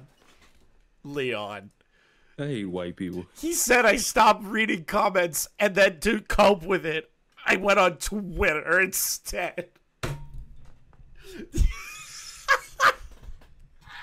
What are you doing? That's actually worse than going in the comments section of a YouTube video. No way. He's like, I can't handle the toxicity of the comments section. But I can go on, I'm gonna go doom scroll on Twitter. Oh my god, stop. Thread of mutuals openly making fun of me for my failure of the video amongst themselves. Just openly in public. Some of them using words like idiot and stupid, many of which I could tell had not actually watched the video based on what they were saying. They were genuinely just calling me dumb without trying to meet me on my level of what I was trying to say. And God, people called me stupid. It's horrible. It's slander. Instead, just believing what other people were saying about me. And that was so hurtful that I can't even fully communicate it to you. To see this notion escape the comment section, which, you know, it's YouTube, sometimes it can be a little bit out there, into the more real digital life on the internet and Twitter and beyond, to where even people who knew me were making fun of me in posts that the algorithm recommended to me, was the lowest point in my career. Again, I won't say who they are. I don't... This is the lowest point in your career. This video right here. You think the Hills Have Eye video was your lowest point? This is... You've hit the bottom, buddy. It's never been more over. You hit the bottom. Want people to get mad at them for this, but I still remember, and to be honest, I will always see those people differently from now on. And if I met them in person, I would never be more than just cordial. I would never be their friend, and I'm usually not like that. I decided... People that criticize me, I'll never be their friend. Okay, that's totally your prerogative. You should not have said that in a YouTube video. You look like a whitey cunt. That's great. Then that I was never going to acknowledge that this was happening. I was just going to go on about my life, keep making videos, and hope that things would be fine. But they weren't. They never really were again after that for me. Like I said, this never actually stopped happening. It is still going on to this day. It keeps happening, continuing to mutate, and escalate to where now people are openly making fun of me about the Hills Have Eyes to my face, in spite of being totally detached from the reality of what was even said in that video. They don't even treat me like a person. Recently I said something related to the Cherokee on Twitter near where I live, which is something we are going to get to here in a little bit. Shut up. And somebody said to me, "Hi, I live in Oklahoma and am a Native American. Go fuck yourself."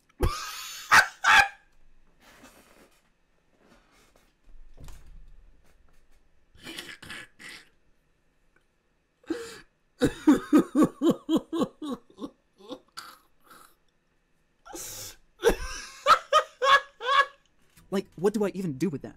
I've never once in my life said something... What do I even do with that? Don't read it. Mute the guy and move on. Like, what the fuck? What am I even supposed to do with that?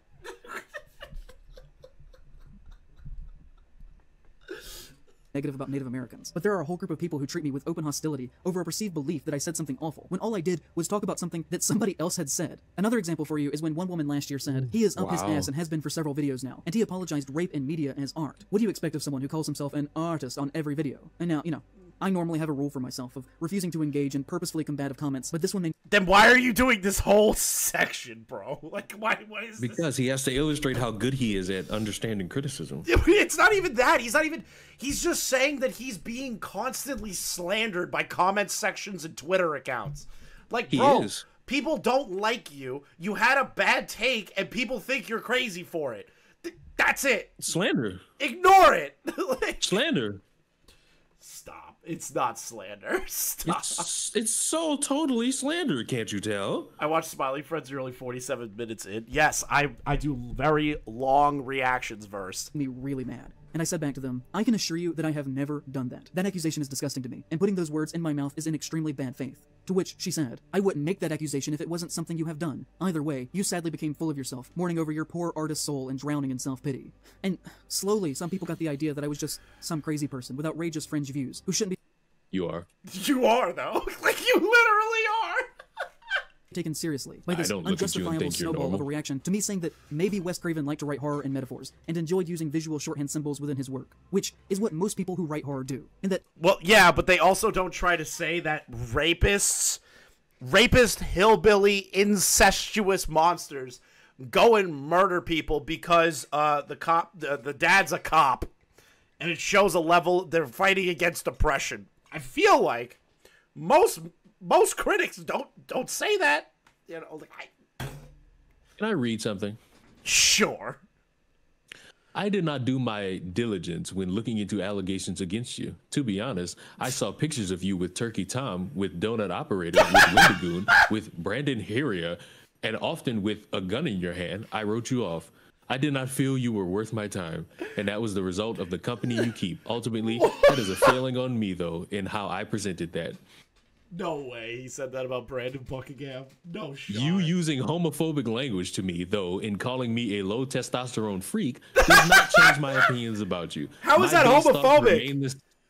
My base thoughts remain the same, even though I should have said them differently and not let that cloud my writing. Wait, how is that homophobic to call him a low-T freak? To end it off, to Mutahar, your thumbnail art was transphobic. I have nothing else to say. Oh my god, I fucking hate this guy. maybe he used Native American visual codes as his narrative symbols, which was very heavy-handed but also was commonplace in the 1970s. I said nothing that was either groundbreaking or new or outrageous or even original there. If anything, I was doing a basic recap of the history of criticism that has already been said 1,000 times before me, just to get past the first movie so that I could talk about the sequels, which is what I do in basically every single franchise video. That is the format. If you go back and look at all of those videos, they start with a basic overview of the first movie followed by a more in-depth coverage of the less talked about sequels. That is why I make those videos. You can't say anything new about the Texas Chainsaw Massacre that hasn't already been said, but you could probably have a few new original ideas about the third and fourth movies. I used to hit 200 to 400,000 views per video, and now I'm hitting 50 to 100,000 most of the time, saying the exact same message that I used to say back then. He's so upset that he fell off. That's what this whole video is. He fell off. Like, that's all you did. You fell off. You had a bad take. Your audience rejected it and stopped watching you.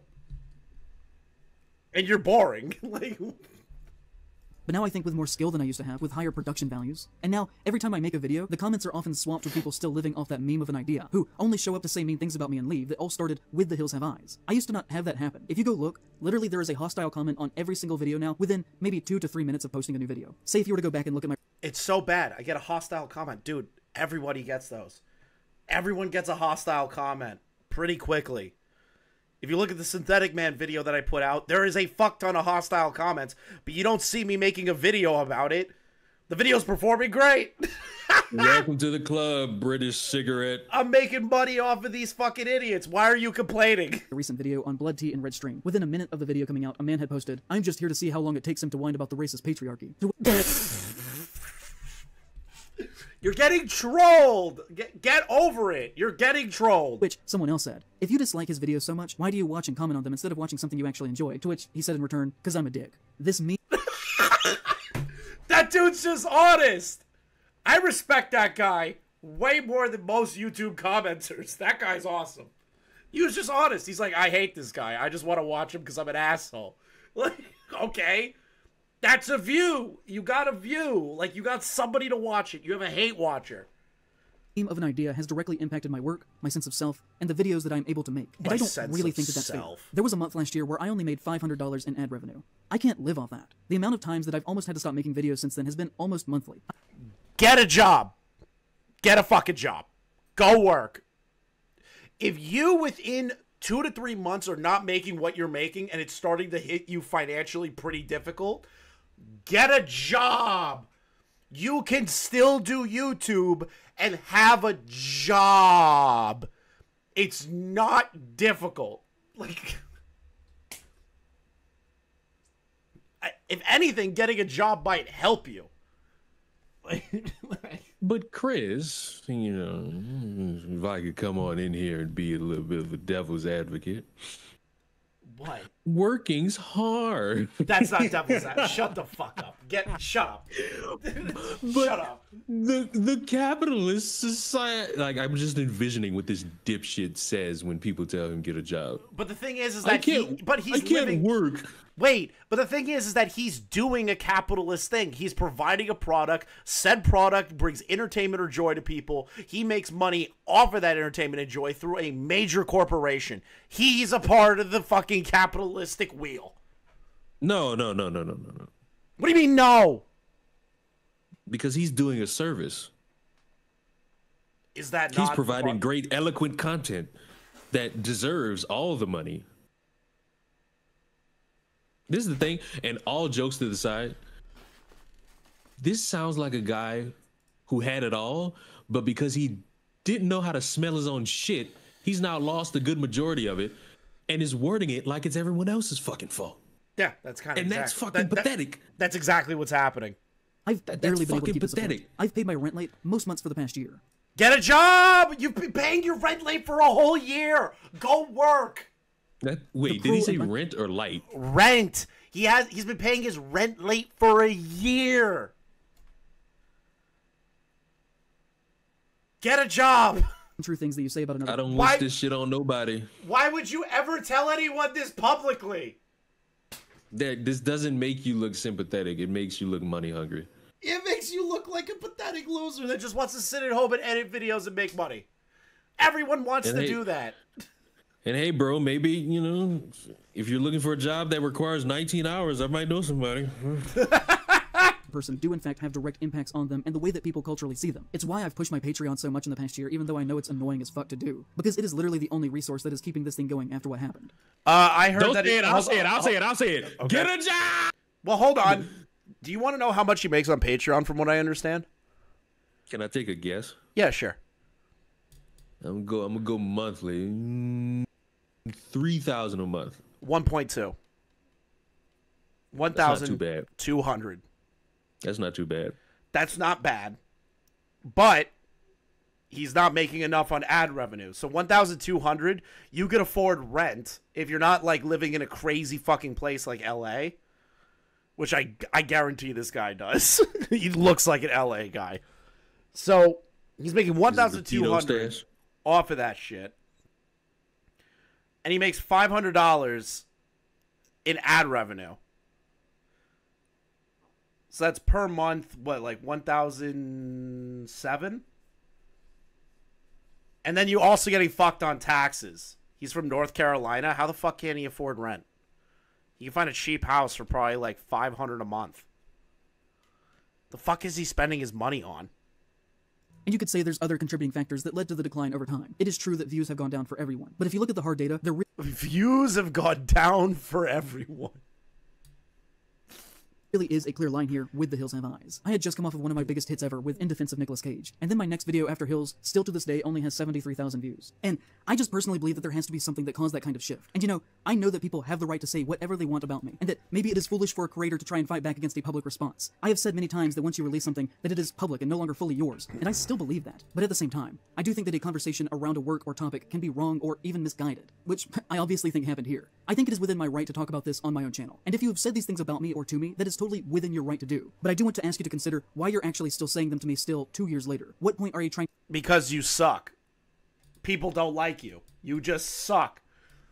For 2 whole years, people kept shitting on Deaf Noodles and other creators that have done dumb shit and kept getting shit on for it. Suicide. I did not drive him to anything.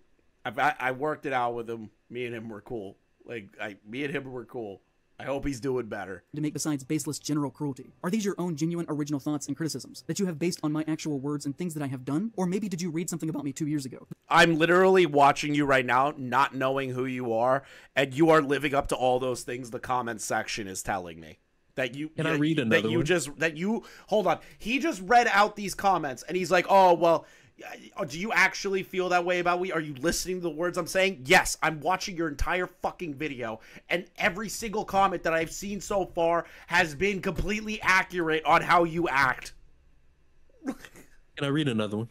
Sure. I will always believe in trying to do the right thing and standing up to things that I do not believe in. Oh my God. I was overcome with anger because I think it's incredibly dangerous that there is a man in horror that you cannot criticize without being called an F-slur for days on end. I think that it's a very serious issue. But I did let that anger at this affect my overall quality in the presentation of these events. I still think that it is dangerous. I still think it should be talked about, but I should have worked at this to make my thoughts more clear and professional. Maybe they said you could criticize Wendigoon. Nobody's having an issue with criticism of Wendigoon.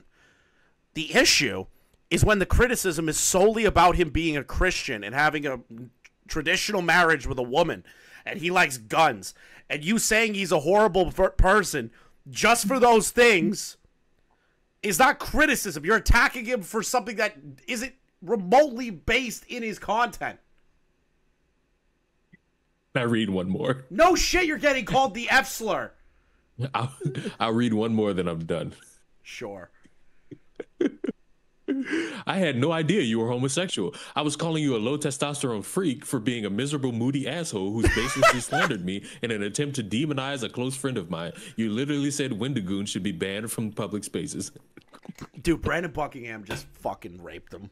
Just raped him. That you thought was funny and that was not actually true, and have latched onto a meme that was not based in fact, that said that I'd become some kind of racist, pro-rape, pro-cannibalist extremist. I have always and will always speak on the idea that horror is about love, and that this is all about love. If you somehow... How is horror movies about love?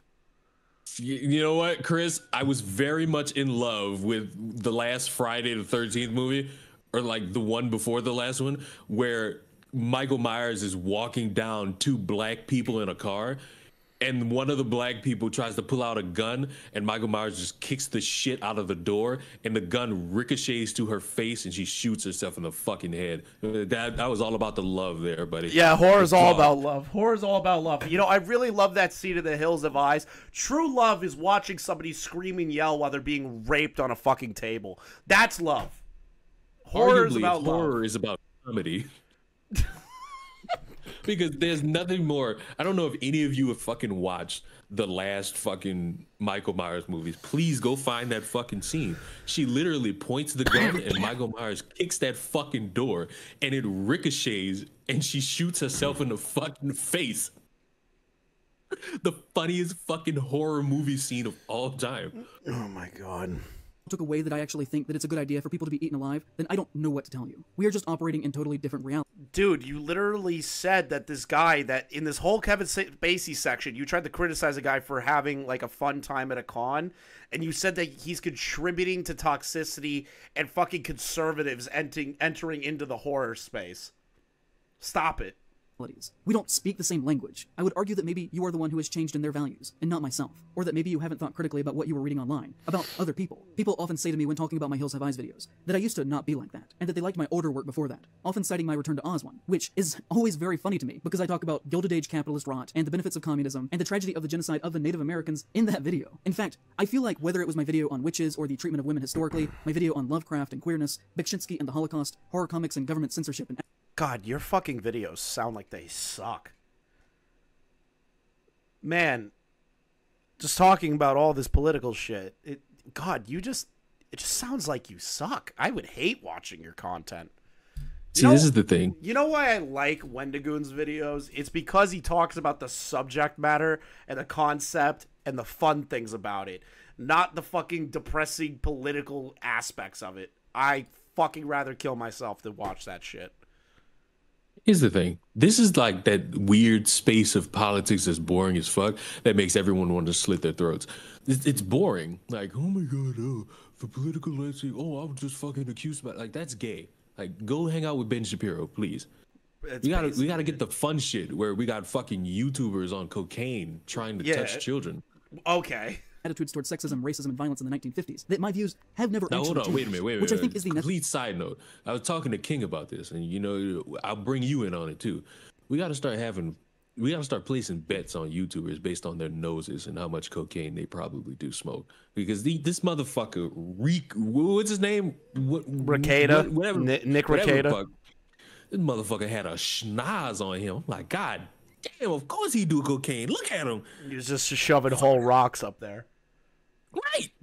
Just whole rocks. Necessary thing needed to be a good critic. Perspective. You have to be able to clearly articulate your personal perspective and values in life and in art to do this job. And on that front, I have not changed since I started doing this. I've gotten better at expressing those ideas, but the core has always remained intact. All of my most popular videos back then were just as leftist as the type of content that I do now. The only thing that has changed is the conversation and culture around them, where now I get comments like, yeah, this channel is really good, but the wokeness is all over most recent videos, and really is super distracting and yes, disappointing. I like that the pendulum's switching back.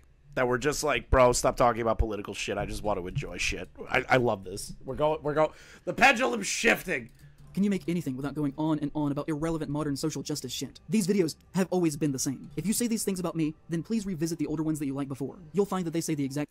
As a bisexual dude, we do not claim this troglodyte. Based bluzzy. same things as the new ones that you hate now. I was sitting in a doctor's office 2 years ago now, mentally dealing with everything that was going on. Stop. Bad, mean comments made you go to the doctor. Stop. Believing that my career was over. Reading comments about what people were saying. Bisexual dude, we do not claim they got that motherfucker on 25 grams? Stop. Yeah, they got him on 25 grams, yeah.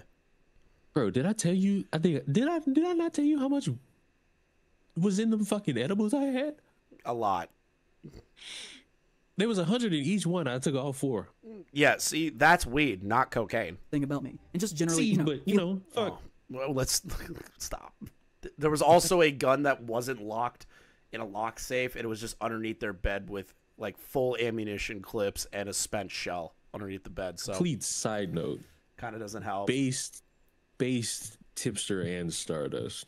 He's still gay, but stop. Feeling pretty bad about myself. We're not talking about tipster right now. When I read something by a Reddit user going by the name John Latour, who made me so happy that I actually cried sitting there in public reading that, because I felt like it was the first time that someone I cried in public. Had publicly seen and understood the situation that I was in, and saying that they understood what I was going for and that my treatment had not been fair. One person had said about me, he really is amazing when he can keep from white knighting for women and minorities. When he does that, he starts misinterpreting shit just to shoehorn things into whatever agenda he is trying to push. I lost it when he was trying to defend the mutants from The Hills Have Eyes as representative of the minority underclass, and that we should actually sympathize with the horrific rapist monsters. Like, I highly doubt that was the point of those movies at all. To which John calmly responded, if you want to watch horror movies for what they are on the surface level of tension, scares, and kills, that's totally fine. But tons of horror movies are deserving. It's still going. All this fucking whining about the of comments. A more contextual analysis, and many had filmmakers who went into those films with those intentions. And there's nothing wrong if you don't want to subscribe to a director. Yeah. When the fuck do we start talking about the conservative horror movies? I haven't seen any of that yet. Oh, right here. We're just gonna skip ahead. Fuck these comments. I saw his thumbnail that had Ben Shapiro, and I'm like, God damn, bro. When you go, this shit is 2 hours? It's 3. It's 3 whole hours. Dick. Hold Bye. on. Do you see this? Hold on. He's got fucking... All right, Leon's gone. But, like, you see, he's got painted fingernails, bro. Like, come on. In March of this year, Late Night with the Devil was released to theaters, which came with a fair share of controversy. Normally, this would be a film that would make some buzz and then be quickly forgotten about by most non-horror people. But Late Night with the Devil ended up with several major articles written about it in the trades because of its use of supposedly free AI-generated title cards that appeared both in the trailer as well as in the film itself. The number 3 has been thrown around a lot, and I don't know if that's ever actually been confirmed. As far as I can tell, that number was stated by one of the directors in an interview, and it seems as if the production team may have been trying to minimize the actual extent that AI was used in their process. This was the narrative that they started, once people got mad at them. And I myself have gone through the film and would argue that there's closer to an upwards of maybe 10 or so questionable images throughout the movie. Who cares? Wait a minute. Who cares? Who cares if a movie used AI art? But for the purpose of this, we will just say that it was 3 pictures. As you can well imagine, there were a lot of people within the horror community who pretended that this was either not a very big deal or wasn't unprecedented behavior, and had many excuses as to why this wasn't good, but also why we should still reward their behavior with our money. BJ Colangelo said, based on this style, the AI was clearly experimented with around the time everyone was sharing their AI profile pics, before we had the widespread, hey, this is bad convo. And they should have replaced it in the years since. I hope... Who cares? They just used AI art in an indie movie for a maximum of apparently 3 images. Who gives a shit? They do the right thing and swap those shots. But I've not seen the movie, so I have no idea how easily, quickly they'd be able to do that in an edit. And unlike a multi-billion-dollar company using AI for title cards, I have no idea if they have the money to do so. Richard Newby said, seems highly unnecessary, and I don't like AI, especially when artists are looking for work. But also, I'm not going to boycott an indie movie and the work of everyone else for what amounts to 20 seconds of AI title cards, because that doesn't help artists either. Sorry. To this, Barbara Crampton said, agreed. Brett Gallman said, AI-generated imagery, it's not art, is a scourge to creativity that has the potential to harm the film industry. But I'm not comfortable with dismissing second-guessing all the work people put into Late Night with the Devil otherwise, especially those who had nothing to do with the decision. It is deeply disappointing that they went this route, and didn't course-correct during the past year, but I can't abide the logic of a boycott on behalf of artists that would ultimately just harm the artists anyways. Feels like a live-and-learn situation. Remember those? And if anyone does think a boycott is more productive, then more power to them. I can respect having a hard-line stance on this issue, so long as it doesn't come with a heavy dose of self-righteousness and condensation. Jamie Jirac said, "This sucks, but I want to add to the course of people explaining that it was made 2 years ago, before a lot of us realized that AI art is bad." How is AI art bad? There's still always going to be a market for actual talented artists. If somebody just wants to make, like, use AI to help build art, it's not that bad. Wait a minute. What is this? What's Anissa saying? I'm glad there's a couple people like Willie Mac Show taking the piss out of the more heinous channels out there. Man, I'm not a fan of that guy. Yeah. No way! No way. No fucking shot. No way. Whoa! Damn, Noah Samson really fell off.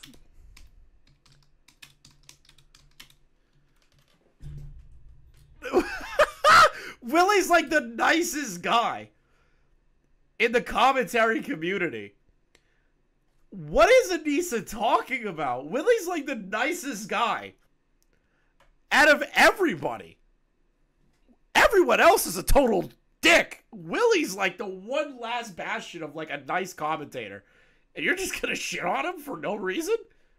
Moving forward, I think projects that use AI should be boycotted, but this indie horror deserves a little grace due to the timeline. The real Matt C said, "Still going to watch the Satanic Talk Show movie. Sorry, it's been recommended by friends who've seen it way too much. It looks awesome, and to be honest, yeah, AI sucks, but I'm not against low-budget projects using it in small doses like this." Last example I'll use right here, but there were many others. Salem Alexandria actually got shamed into apologizing for suggesting that people shouldn't go see the film when she tweeted, "Maturity is accepting wrong," after having people educate me on the timing in my DMs, while I'm still against AI in the creative space when it comes to creatives being replaced. They did this at a time when everyone was having fun with AI, and with it being an indie film, having to pay the talent they did have. An all-out boycott of the film is a bit extreme. Okay, so first of all, that era that Colangelo and others is referring to really is in the DALL-E mini days, and by the time that more complex images like this were being created, it was pretty well established that this was very wrong behavior. The Wild West period of AI was really only generously a few weeks there, maybe, but in actuality, probably actually more like just a few days. That the argument that AI was just a fun little thing that existed before people started to seriously talk about it, and these images were made well beyond that, as you all probably well know. Saying otherwise is revisionist history, and if you really believe and think that this usage is okay because everyone was supposedly doing it, then that speaks more on you than anything else. But here's my argument. Who gives a fuck if somebody uses it for one frame of art? If the whole movie isn't AI generated and all the artwork is not just AI generated, who gives a fuck? Who cares?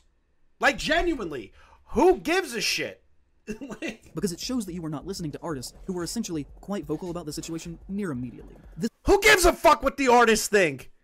This was, pure and simple, a way to cut corners and test the waters on how much audiences would tolerate the slow removal of creative people in the creative process, in the making of films on all levels. There is no other way to look at this that is ethical. And in the weeks following, other companies started to do the same, such as A24 and their horrible Civil War posters. Now, for full transparency, I myself did post one single tweet that was positive about AI, which was clearly when it was still in the DALL-E mini phase, when it was just a strange curiosity. And when in the days following I listened to the conversation and realized how harmful this thing was, I never did that again, and have never excused a large company using it to not. Did he just say, oh, guys, I know, I sinned by saying something nice about AI art, but I never said anything about letting companies get away with it, so I am better than everyone else. Who gives a shit? Here's an example. AI art exists. I have two artists that I use all the time, Michi and Kat. They are some of the greatest fucking artists I have ever worked with. Two of the best artists that I know. And I always commission them for work because I love not only their style, I love the work that they put in, and I respect them as people. Nobody is going to replace full-blown artists just because of AI. It's just, I don't believe that.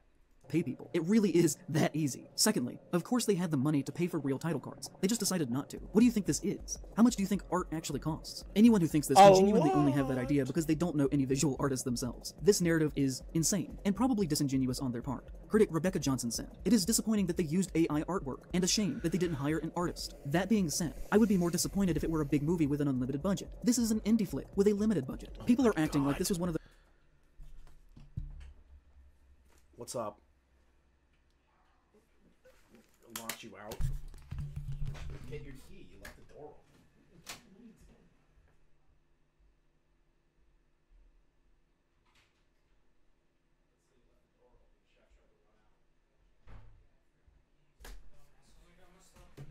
Yeah, that's all right. All right. Sorry about that. Gonna keep going. Those fake movies that gets made for $500 and then dumped onto Amazon Prime. They could have paid for those assets for the same amount of money or less than they would have for a single advertisement for the film. The movie was produced by Roy Lee, who also produced movies like The Grudge, The Ring, The Departed, The Strangers, the Lego Batman movie, It Chapter 1 and Chapter 2, Barbarian, Bates Motel, The Exorcist TV show, Dr. Sleep, Godzilla vs. Kong, and Godzilla Kong the New Empire, among like 50 other things that you've heard of. It was distributed to movie theaters around the entire country. Do you genuinely think that they would not be able to come up with a couple $100 extra in the proposed budget if that was what was needed to complete the movie? Like, he can find the finances for this level of CGI destruction, but a JPEG is going to break the bank? To imply that you think they couldn't spare a few hundred on additional art is either purposefully dishonest or is willingly ignorant. But who gives a shit? It's just AI art. Like, how much more bullshit argumentation points are you doing? Wait, what the fuck? Do I really need to keep watching this fucking dumb shit? I'm gonna be honest. What? I need to find the Brandon Buckingham part. Like, it's actually starting to aggravate me, like, how fucking stupid this movie is. I mean, this fucking video is.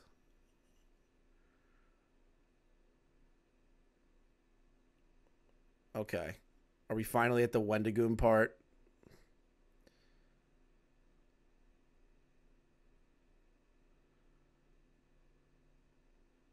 Yeah, we're coming up on the Wendigoon common for the horror genre, especially popcorn PG-13 horror films, which are very dominated by women protagonists, which is Blumhouse's bread and butter. I did actually recently see a study that said that in his life, despite hiring numbers plummet to almost for women. Coming at one point, people, but that the movie that was their interview, that I think demonstrably shows how his centrism allows passage for Shapiro's fascism. The Hunt is about how the country is so polarized. You know, I did a lot of Okay, here we go. Here we go. The rest of this video just seems so... I can't handle the rest of it. It's just like, oh, complaining about AI art, complaining about women not getting roles, complaining about this, complaining about that. You are a depressing fuck. Let's just get to the Wendigoon part. If you're not aware, Wendigoon is a horror conspiracy theorist YouTuber with several million subscribers that, as you will hopefully come to see, should not be seen as the wholesome, southern-friendly dad persona that he has publicly constructed around himself in the past several years. And that, like many people who talk about being Christians as much as he does, has a dark past with deep ties to far-right extremism. What? On a base level, his work has never been of personal interest to me. We share a similar focus on topics that we like to write about, but our similarities basically end there. I have no need or desire to hear 5 hours of opinions on Blood Meridian from a 21-year-old millionaire who got famous around the age of 19. And I know that is probably the most boomer thing that I've ever said. Apologies for that. I don't care to watch Wendigoon at all because he became famous early and he's a millionaire. Okay, then don't watch him. But I say that to argue that I really do think that there are some works that are really not intended to hit the right way until we are older. There are some works that fundamentally will not be understood by you if you are wealthy and have always been upper class your entire life. And this may all sound condescending, but that doesn't stop. It makes you sound like a condescending asshole. Yeah, Wendigoon was born into a rich family, which means he won't understand certain plot devices in movies. What? Dude, I didn't grow up in the poorest parts of fucking Chicago or anything else, but I fucking loved the movie Training Day. I fucking love... I'm not a police officer that's ever in my life had to deal with a dirty cop, but I love that movie. I've never been a gangster that rose through the ranks of the mafia like a Goodfellas. What does that even mean? Stop it from being somewhat true. I don't mean that to think that you shouldn't be able to say or publish whatever you like at any point in your life. You're obviously free to do so. And I also don't want it to be seen as if I'm talking down to young people, because I'm not. Yeah, it's not even, though. His dad and grandfather lost millions of dollars. So this just shows that he doesn't know shit about Wendigoon. Politically, they are frequently the most with it, and their voices should be heard on issues that pertain to them. They are looked down upon too often in our culture. What I'm talking about here pertains to the very act of writing itself, and with that, perspective. And I don't know if you can actually really truly be a good cultural critic with a voice that has a definitive perspective, without several years of genuine, independent, lived experience away from the home that you were raised in. And in his case, he became exceptionally wealthy by the time that he was 19 or 20. And so if you leave the home and immediately become famous and rich, without having to ever actually truly struggle, can you be considered to have ever actually had lived experience at all that would qualify you to give criticism on works of art about the experience of average and poor people? I would argue not. And if that is the case, why would your perspective matter as a critic? Not to mention the fact that Wendigoon was raised in a very wealthy family, and with that comes from a wealthy perspective.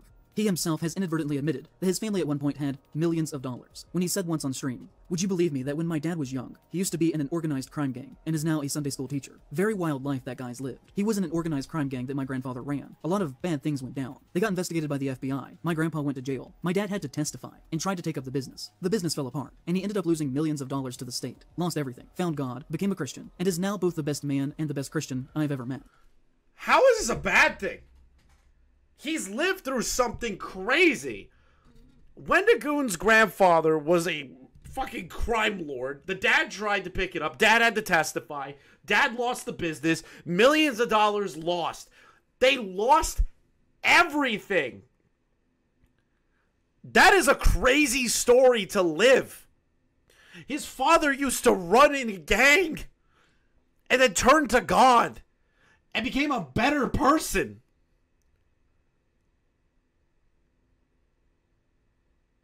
How doesn't Wendigoon have perspective of a downtrodden person?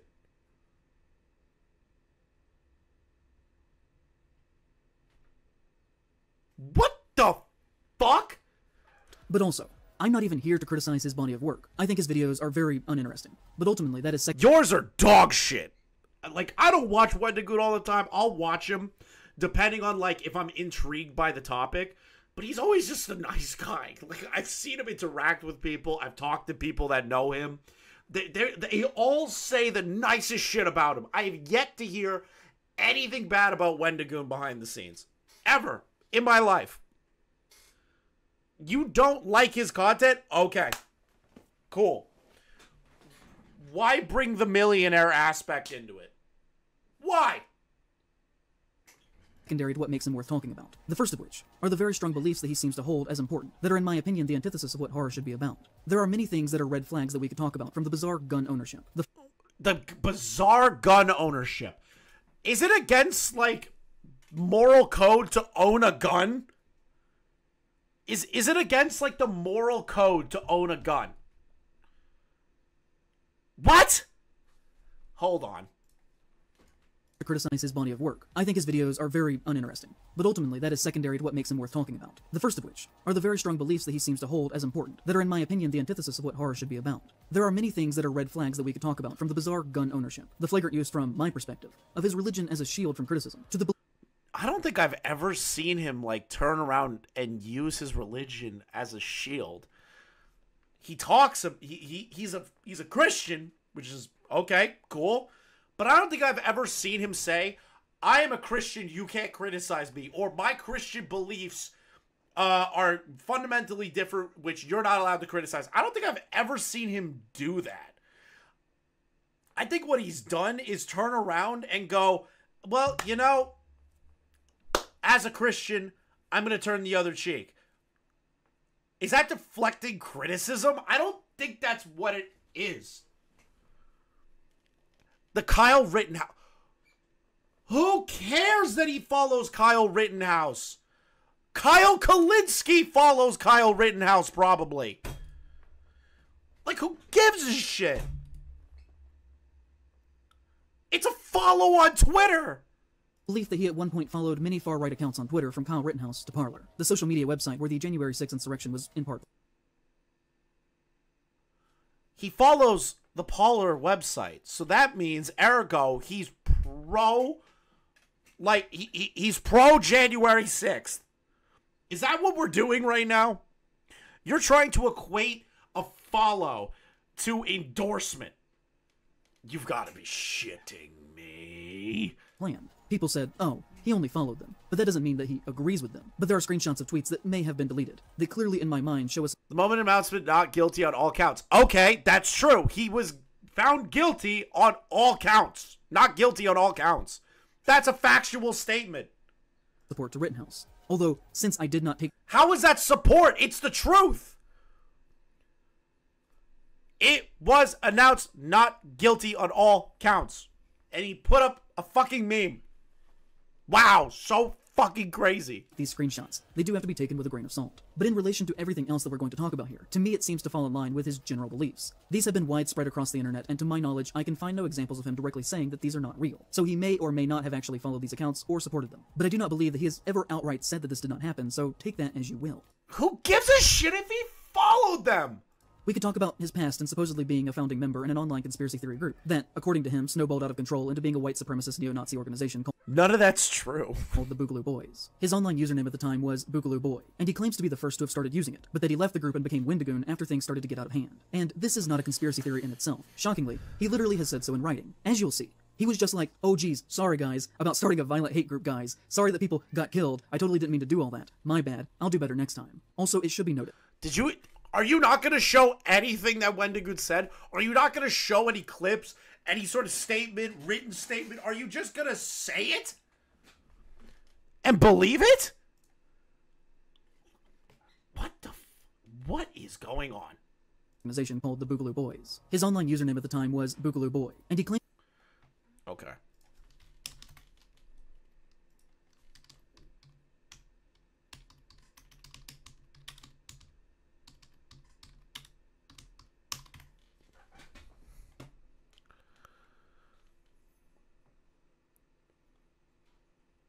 How Wendigoon spends Wendigoon's Southern come out. Why is Wendigoon being canceled? Wendigoon being deliberate. Uncancelable. Wendigoon apology video. Bro, what the fuck? But like, even... Okay, so let's play the hypothetical game. Even if he was a part of a group, and then it started becoming more and more and more, like, let's say, really radical, and he turns around and goes, you know what? This isn't for me. You guys are getting too radical. I don't have a problem with that. It's not something to be upset about. He did the right thing. He walked away. Like, even if it is true. Like, what the fuck? Do all that. My bad. I'll do better next time. Also, it should be noted that the Boogaloo Boys are known for wearing Hawaiian shirts. And guess who else always has on a Hawaiian shirt? Dude, that's his... This is like a guy that has like a pin board of like a bunch of different things that are all interconnecting and interlaced together. And he's like, Wendigoon used to be a part of this group, but he left that group. And then he started wearing Hawaiian shirts. But the Boogaloo Boys also wear Hawaiian shirts, so that means he still supports the Boogaloo Boys. And you are also wearing a Hawaiian shirt right now. Oh my god, there's so many people that wear Hawaiian shirts. You're a fucking retard. Whoa! This glue eater just said that Wendigoon left after the Boogaloo Boys when they became more radical, then changed it to he started this white supremacist group. Yes! Dude's changing the story. He literally is. He literally is changing the story. Despite the fact that he publicly totally does not share in their beliefs, guys. I'm just saying that if at the very least I, in any way whatsoever, somehow accidentally... Using Boogaloo, Che Guevara, code word, always been prominent, divine rights, self-independence, look at the book, go to mainstream, everything was broken, always yet, blah, blah, blah. Inadvertently started a hate group. I wouldn't continue to still dress like them if it were me. It would make me look like I still believed in their cause, and that I just couldn't talk about it because people would publicly get mad at me. Who gives a shit? He's just dressed in a Hawaiian shirt! If I accidentally started a hate terrorist organization, I wouldn't rebrand as a horror YouTuber the next year, and instead would try and fight that ideology as much as I could. And if I didn't do that, then it would probably be fair for people to assume that I still agreed with their actions. At one point, he posted on his subreddit and wrote, someone asked me about my old Boogaloo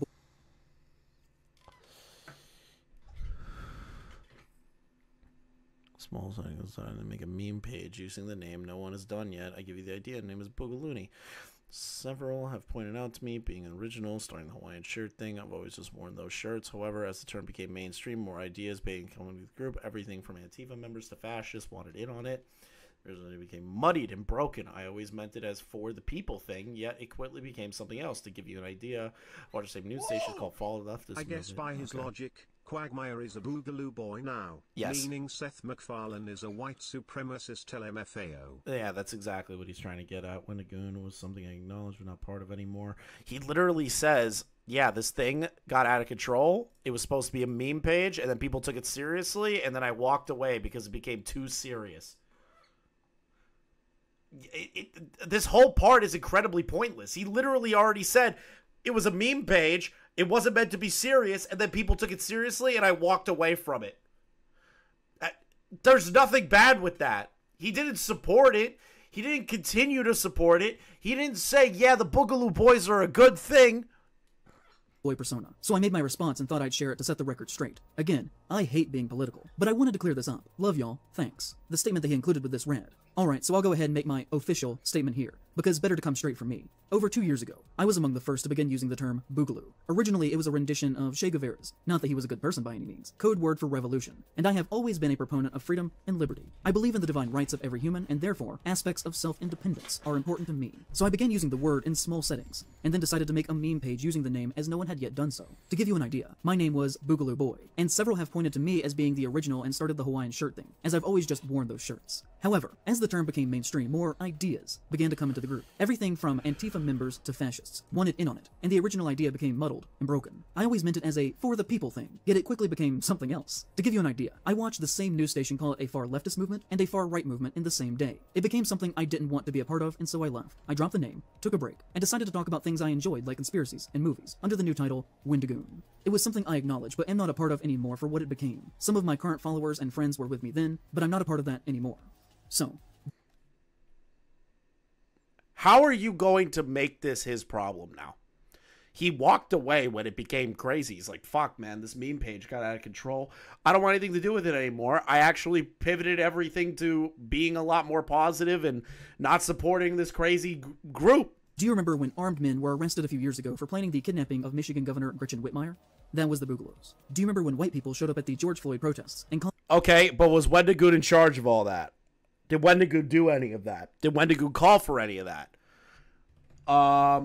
Did Wendigoon say, go out into the streets and do these things? Did Wendigoon have any control over these things? No? Then what the fuck are you doing? Caused property damage and violence in the hopes that black people would be blamed for that? That was the Boogaloos. A great deal of their members were spotted in the Capitol during the January 6th insurrection. In 2020, they killed several police officers in a drive-by shooting in Oakland, hoping that black people would be blamed for the violence, in an attempt to create racial tension. The reason they use the word Boogaloo is in reference to a meme that says Civil War II Electric Boogaloo. Obviously... That's actually kind of funny. That was actually kind of funny. It wasn't even the Boogaloo Boys that did that, laughing my ass off. It's not even true. That's even better. That's even better.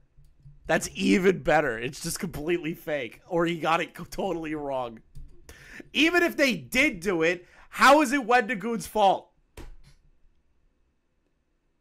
How is it Wendigoon's fault? Alright, let's pull this up. Boogaloo. Boogaloo, genre of Latin American dance was popular in the United States. History. Latino Boogaloo. The Boogaloo faded. Popular in 1969. It's like... That's great. In reference to the 1984 film, Breakin' 2, Electric Boogaloo. Okay, so let's take a closer look at some of the phrasing of his... Revolution 2, Electric Boogaloo is actually the funniest shit I've ever heard. It's literally a music dance genre. That's fucking great. Boogaloo. Dance of the 1960s. Oh, I love that. I love that so much. So he's just like emphatically wrong. He's just like emphatically wrong. Statement. First off, I have tried and failed to find any connection to the word Boogaloo to Che Guevara. In fact, when you Google Che Guevara Boogaloo, you just get things related to Wendigoon. When you type in Che Guevara word for revolution, you get things related to Wendigoon. Che Guevara died in 1967, and the earliest example of the word Boogaloo that I can find was in 1966. Wasn't it revealed that the governor kidnapping was encouraged by FBI plants in the group? Potentially, I don't know enough about that. In relation to the musical style. So I would wager that that is more than likely a lie, to cover his actual intentions and sympathies that he held as a seemingly radicalized teenager. According to the Center for Strategic and International Studies, the word Boogaloo began to appear in online forums related to hate content on 4chan somewhere between 2010 and 2012, when, Wendigoon would have been about 10 to 12 years old. Specifically, I have seen multiple times that it is believed to have been born on gun-related forums. I can find no evidence that within their organizational structure, that they have any allusion to their values starting or being connected to Che Guevara in any capacity. So claiming he was the first to start using it, or among the first, is not true. The FBI thing was a plot by the FBI that infiltrated a group of LARPers. Bunch of guys got off. It's all about 4chan. Everything's 4chan. Yeah, 4chan is the devil, according to these people. Like, I think that was FBI informants. That's even funnier. And is frankly a bizarre claim to make. By the time he would have made his Boogaloo Boy username, the word would have already had a near decade of being entrenched into the deepest layers of alt-right internet radicalized extreme racism. But what if he didn't know that? What if he was just like, lol, the word Boogaloo is kind of funny? He wants to simultaneously be seen as distant from the organization, but still dresses like them on a daily basis. He does. Wait, dresses? Bro, he wears a Hawaiian shirt. You're wearing one right now. So does that mean that you're pro Boogaloo Boys? Is that how it works? And fully takes responsibility in claiming that he started their movement that was already in motion at least 7 or so years before his involvement, which to me just kind of seems like he enjoys taking the credit for that. As historically, he already had an out that he was in middle school when it truly actually began. And if he's lying about these things, it just makes me wonder, what else is he lying about? And the difficulty in seeing the lies in between the things that are true is always the point with these kinds of people. Dude, this whole section is just a fucking jealousy thing. I'm gonna be real, like, I'm not trying to glaze for Wendigoon throughout this. This just seems like blatant falsehood, lies, and misinterpretations that verify what he believes to be is the truth. It's just pathetic. It's like genuinely pathetic. Let's be clear, you're not, hold on, you're not into the white supremacy shit that the Boogaloo guys are accused of being about, because that's a problem. I hope not, because I love your content, dude. Correct. So he goes, yes, I'm not a part of white supremacy. I don't support white supremacy. And he's using this as a background to say that Wendigoon is lying? Say, for instance, that they do not believe in far-right hate, while doing something else at the same time, such as wearing a distinctly coded Hawaiian shirt that would be understood by the initiated.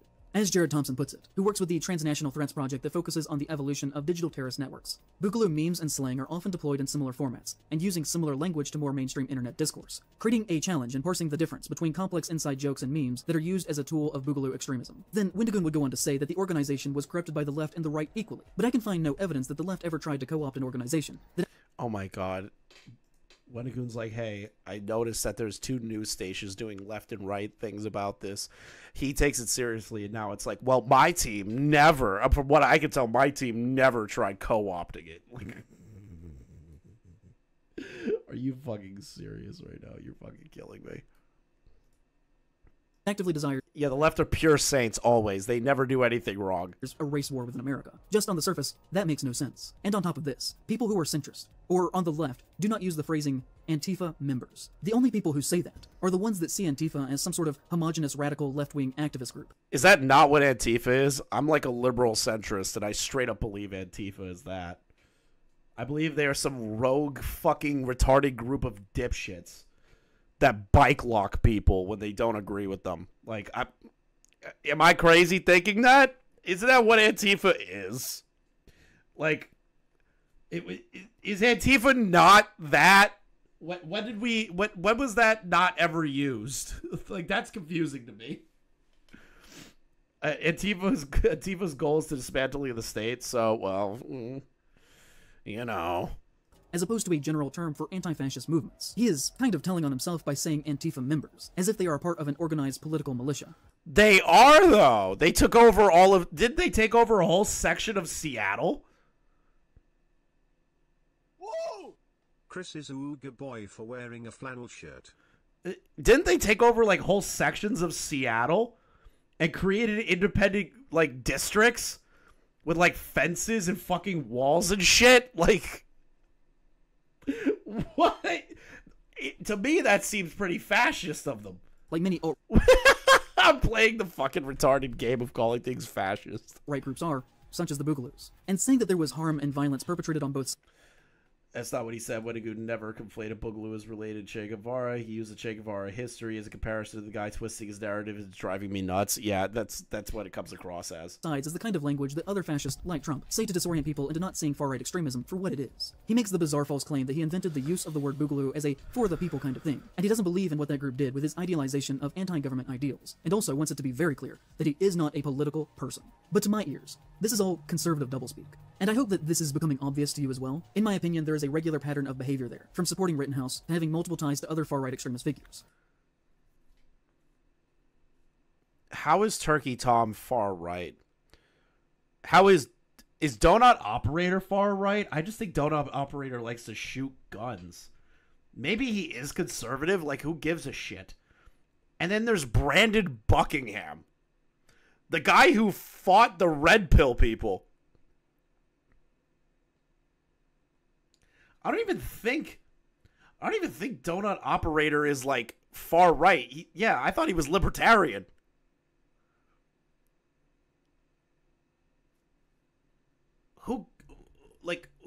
Who gives a shit?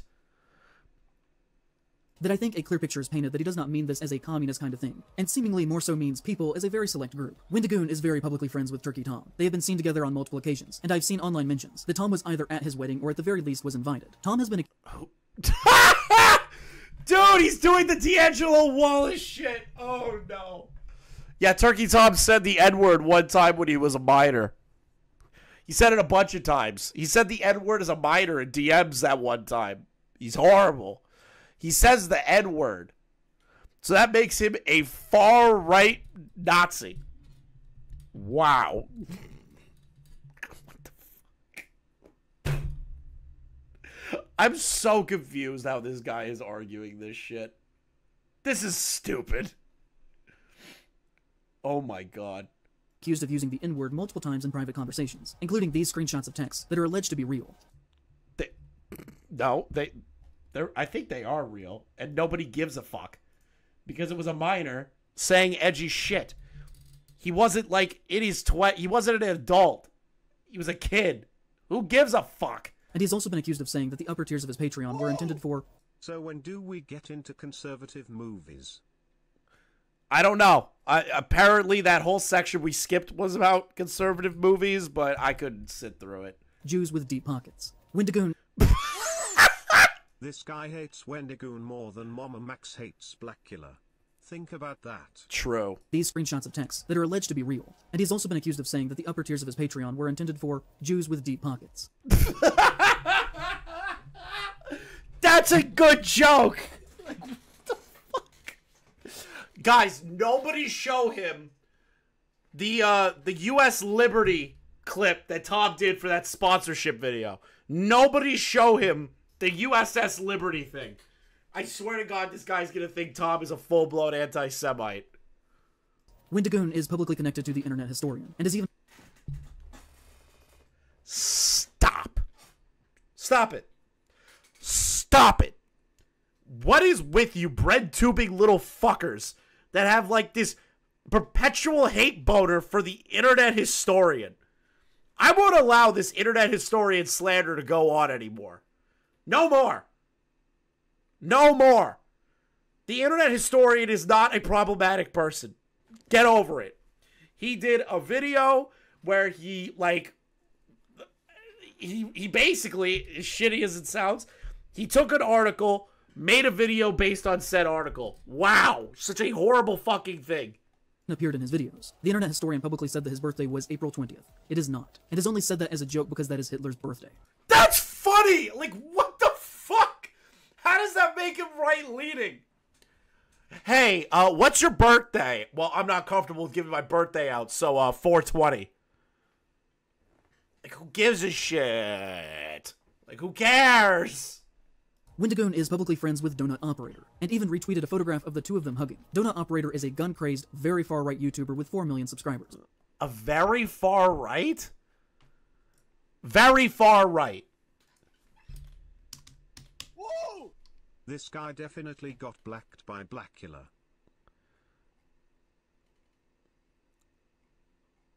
How is he far-right? Because he's talked to people in the conservative sphere who like guns? Like, I'm just scrolling through his Twitter right now. And it's like, he's just pro-military. He's pro-cops. Like, wow, that's so fucking terrible. Purple Heart, like, I don't see any issues with this.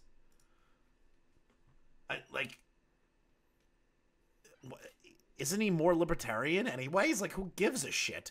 Whose career consists of him reviewing footage of police officers shooting and killing people. He was once a cop. Really funny that you say that, Because the head of the online left, Hassan, likes to watch videos of cops getting shot. Or, you know, like he likes to review body cam footage of cops doing things. So, like, are you going to criticize Hassan for that too, buddy, or what? Himself before he made more money making YouTube videos and retired. His content is very pro-state, pro-cop, pro-gun, and pro-death to people who don't share his beliefs propaganda. Pro-death? State propaganda? What? He talks about police body cam footage. And God, he's pro-cops and pro-guns? How is that pro-death? The video is about a guy who molested his stepdaughter, and he held his wife hostage. Even the wife said he was evil after the police shot him.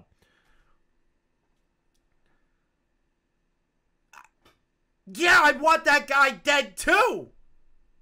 If he raped a child, raped a wife, and was shot by the police, good! Good! Die! Die, die, die, die, die. Like, what the fuck? For example, one of his videos is titled Predator Takes Shotgun to the Face and features a picture of him smiling in the corner of the thumbnail next to an image of a terrified man about to be executed by cops. With What? The title is Predator Takes Shotgun to the Face! How can you find anything wrong with this? How can you find anything wrong with this? This is a predator. Somebody who abused a child.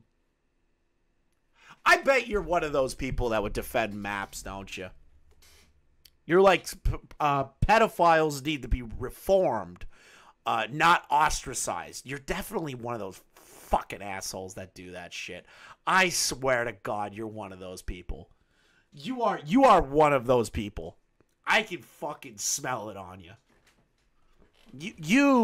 You seem like the kind of guy that would be like, oh, well, pedophiles deserve a second chance. No. You give off the vibe of somebody that would do that. The text that reads, head removal. Hi everyone, Donut here. We got a couple of shootings for you today. The main shooting just warms my heart. And you know, for someone who supposedly... He totally cuts out the whole context of that. ...is so very anti-government. Wendigoon seems very comfortable with a man who makes his living worshipping violence committed by the state. He's a man of no conviction, claiming to be very against the government and for the rights of the people, while at the same time giving a warm embrace to one of the biggest fascist bootlickers on the internet. And the only thing that one could reasonably... Fascist bootlickers on the internet?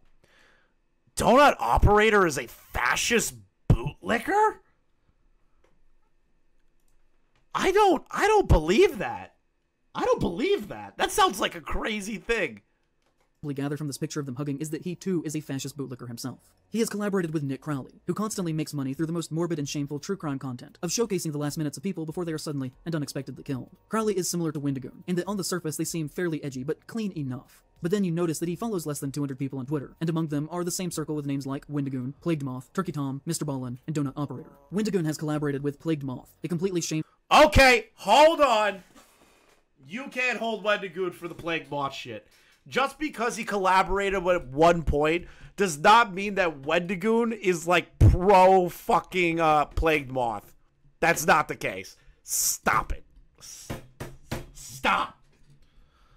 Content creator who reviewed snuff films on his Patreon before it was taken down, and has been accused of showing genuine gore content to minors on Discord, and whose main YouTube channel consists of him reviewing censored videos of horrible acts of real-life violence and death. He is publicly friends with Shoe on Head, who is a conservative masquerading as a leftist. Who cares that he's friends with Shoe? Shoe on Head is a conservative... Wait. Shoe on Head is a conservative masquerading as a leftist. That doesn't make him guilty of shit. Like, wow. He's friends with Shoe on Head. Do you realize that the person that you said that Mudahar used in their thumbnail as transphobic is also friends with Shoe on Head? Kevels is friendly with Shoe on Head. So is Keffels also alt-right? Buddy. Come on. Who has built a career off of lazy anti-woke content, complaining about SJWs, who says stuff like, Karl Marx rising from the grave finding out his movement has been taken over by fat, ugly, mentally ill losers. He is friends with Brandon Buckingham, a gun YouTuber who has been accused of threatening rape. He is friends.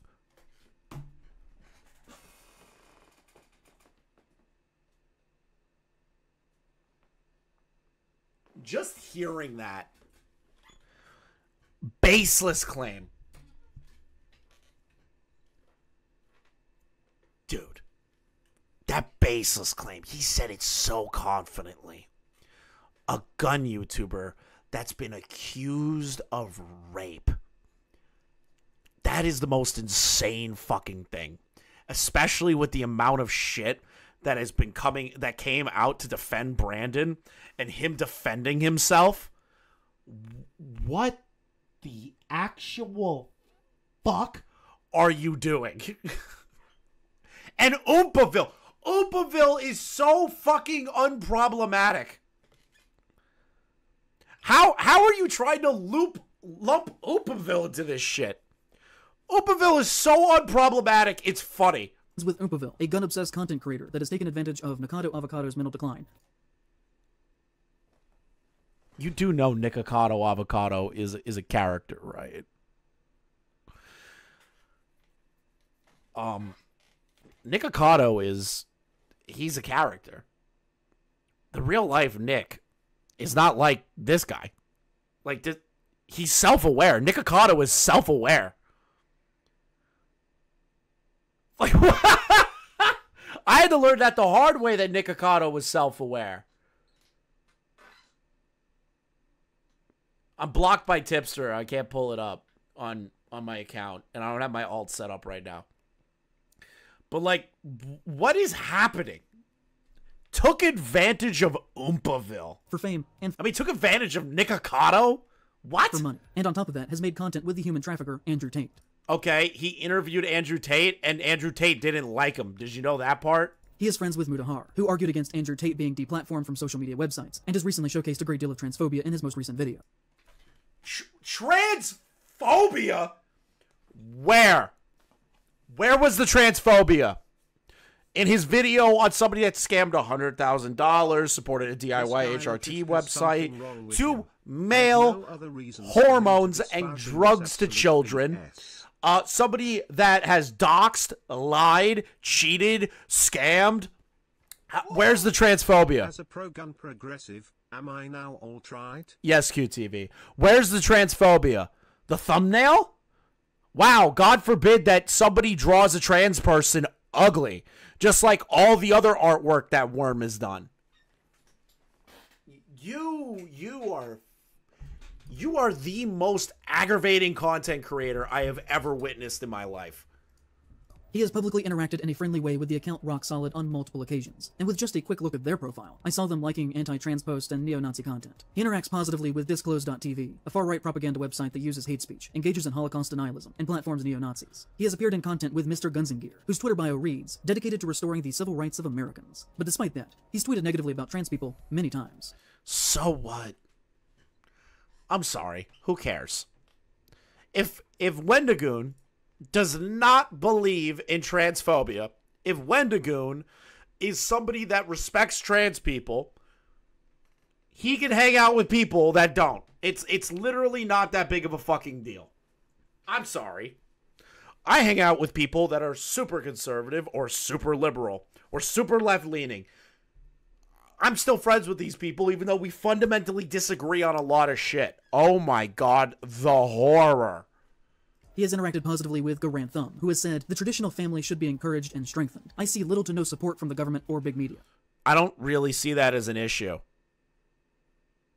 Okay, traditional family should be a thing. And?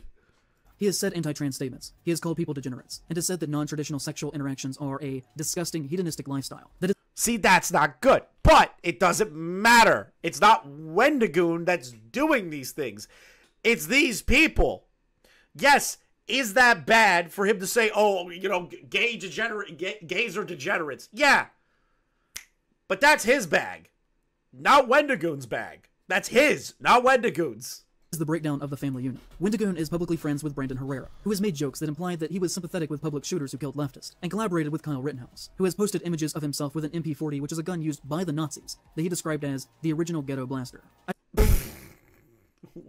I've also seen people insinuate that Herrera was with Wendigoon in the days of being part of the Boogaloo movement, but I cannot find substantial proof on if this is true or not. Then why'd you put it in the video? Yeah, this whole section is just guilt by association. Wendigoon's cool with these people, so he is just as guilty of these things. I've seen several comments saying this, so online it is at least culturally believed to be true. He has appeared in gun-related content with Haley Luan, an influencer whose content is based entirely around making the United States military appear fun and bizarrely sexually appealing, which again, for some... She is, I will say this, that girl is 100% a fucking, like, plant by the U.S. government to get people to sign up thinking that there's hot women like her in the military. Okay? Okay? He was talking about swingers, not gays. Oh, then yeah, I agree with him. If he wasn't talking about gay people, he's talking about swinging, yeah, fuck him. Like, it is degenerate. Look what happened to Nick Rekieta. One who is supposedly anti-government. He sure does seem to have a lot of wealthy white friends who actively work to uphold the values of the American empire. Or we could talk about the time that he stole art to use in promotional material for his videos, and then blamed it on his editorial team instead of... Who cares if he did AIR in the first place? Of just taking the responsibility. Then, of course, there is his username. To the Algonquin people, the Wendigo is a negative spiritual symbol that is to be avoided and whose name is to never even be said out loud or written down. So I know there's a bit of a hypocrisy there on my part, but we kind of do have to say it for academic purposes, so apologies for that. Starting with Algernon Blackwood's horror short story called The Wendigo. People have for hundreds of years taken the creature and used it for their own means, including Wendigoon in his very name, which is something that indigenous people have been very critical with him now for years. This next thing that I'm trying to argue is not to discredit his feelings regarding to his own personal history, but what I will say is that Americans who are white or partially white in rural areas love to claim a percentage of native heritage for bizarre conservative reasons, relating to, like, reverence for the land and fascistic nostalgia for a time that never existed and stuff like that. He has attempted to deflect from criticism over the use of the name by saying that his grandfather was Native American, and that he learned these things culturally through him. But I personally have to look at it from the hypothetical perspective, where, say I had a black or mixed grandfather in this situation, and black people were telling me that I was doing something that was racist or offensive to them. I would then listen to what they were saying instead of claiming that I had the right to do it, because I had some melanin in me. Especially...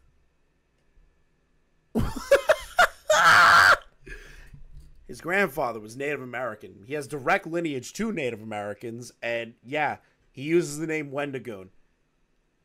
So what? So what? So what? So what? So what? So what?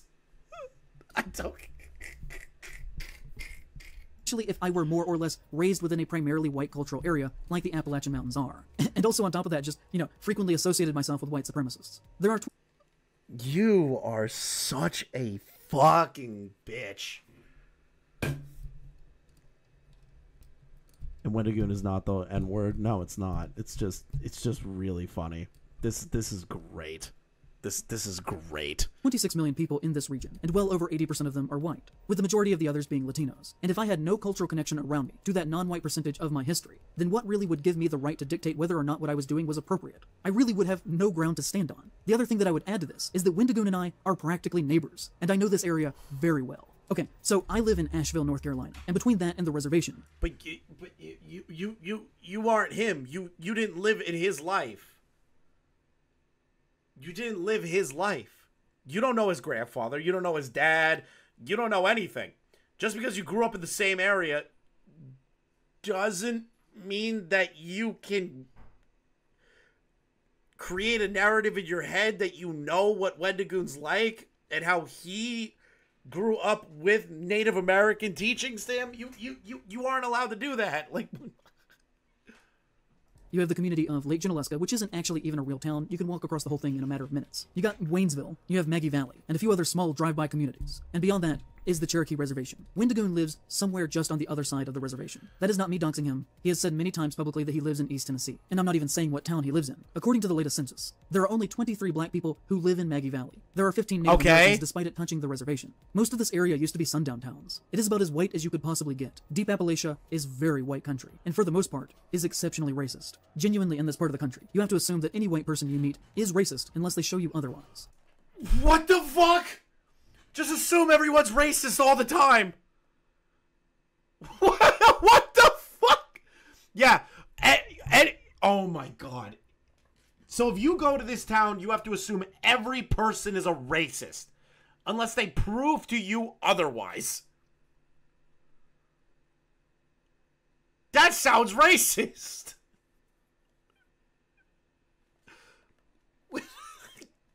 You're putting a group of people and making an assumption based on them. Is that not racist?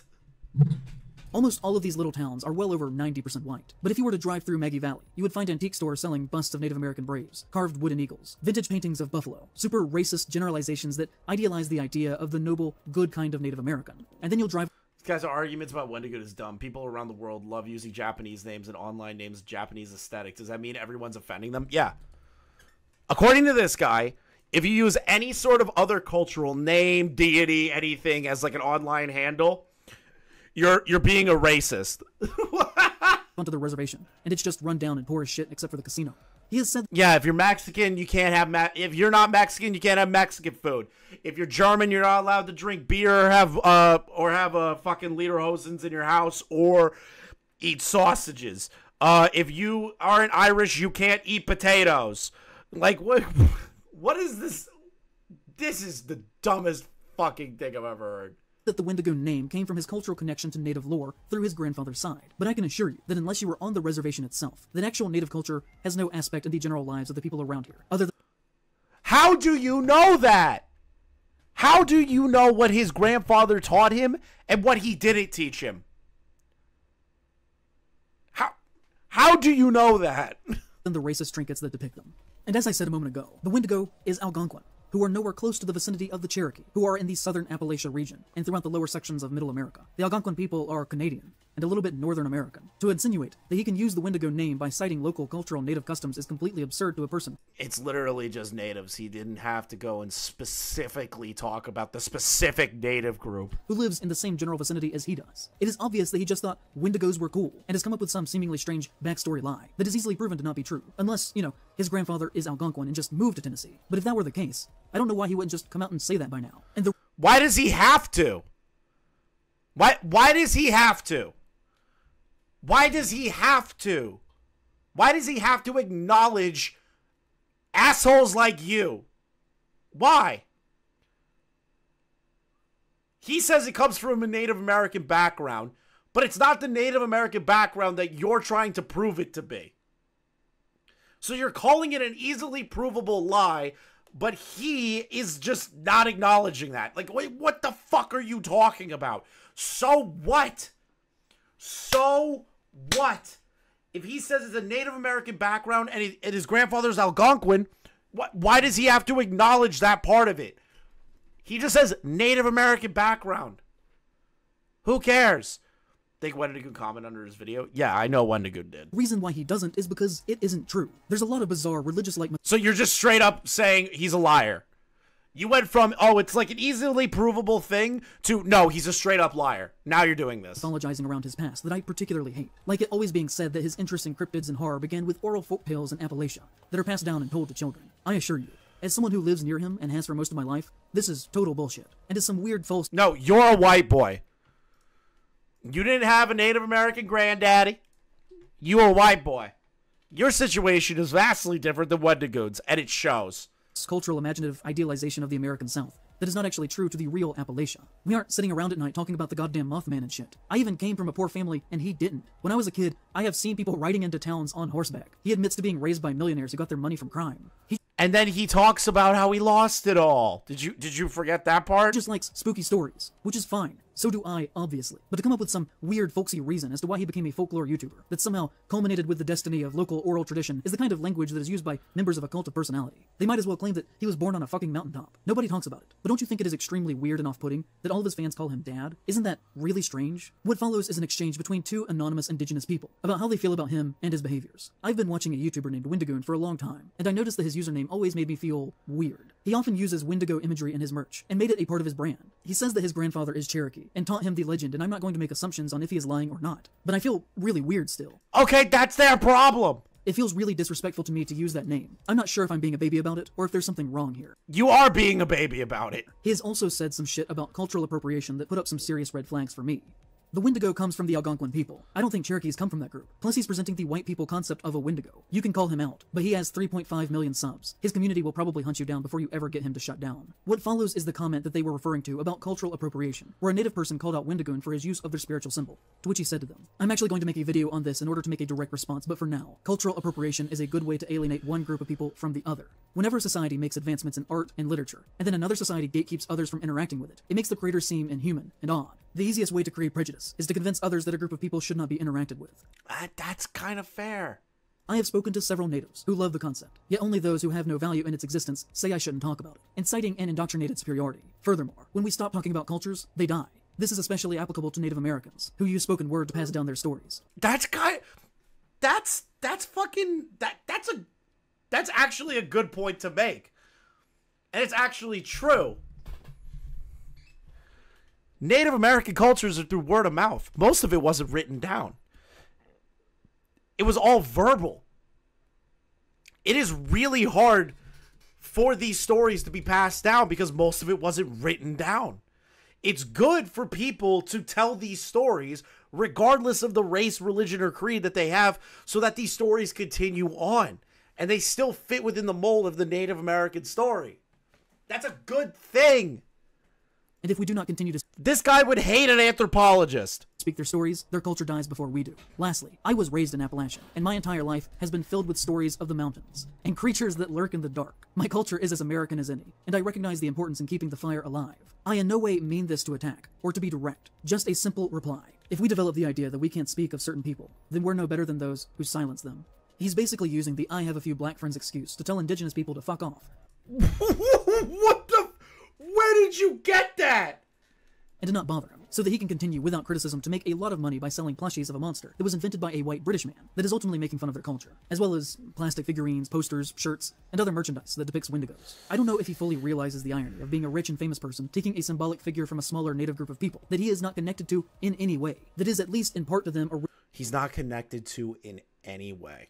This is fucking AIDS. Yes, I'm still alive. This Wendigoon video is like actually making me angry, confusing. Originally used as a metaphor for colonialism. The reason that this comment is publicly still available is because Wendigoon archived it by posting a screenshot of it early in his channel's life to his Reddit page, as a clarification of his official position on why he should be able to use the name, saying, hey everyone, so I hate getting political, but this keeps coming up. I'm showing this comment reply now, so my opinions can be made known going forward. I've also blocked out the original commenter, and please do not show hate if you see it on the video. Also, I'm at 50k. I love you all so much. Also, I have received comments from natives who advise me not to use the term Wendigo, as it is a bad omen and is dangerous. That is entirely different from not talking about a group of people altogether. They genuinely believe the legend and want me to be safe. They're cool. Thumbs up emoji. It has become a more common thing for people to call him out on his beliefs, his behaviors, and at the continued use of the Wendigo in his name and the merchandise that he makes a lot of money off of. It became so much of a conversation that he even put out a statement, trying to shut this down, saying, some rude and slanderous things have been said about my character, and I just want to clarify that I am not right-wing or bigoted or anything, besides thankful for my opportunity to make goofy YouTube. The only thing I believe in is loving God and my wife. Donut operator. You know, the ex-cop who makes death content. The Wendigoon shared a picture of the two of them hugging not long after this. Can be found in the comments of this post asking if Wendigoon wants him to start killing people who said that he was right-wing. Are you serious? Are you actually taking that seriously?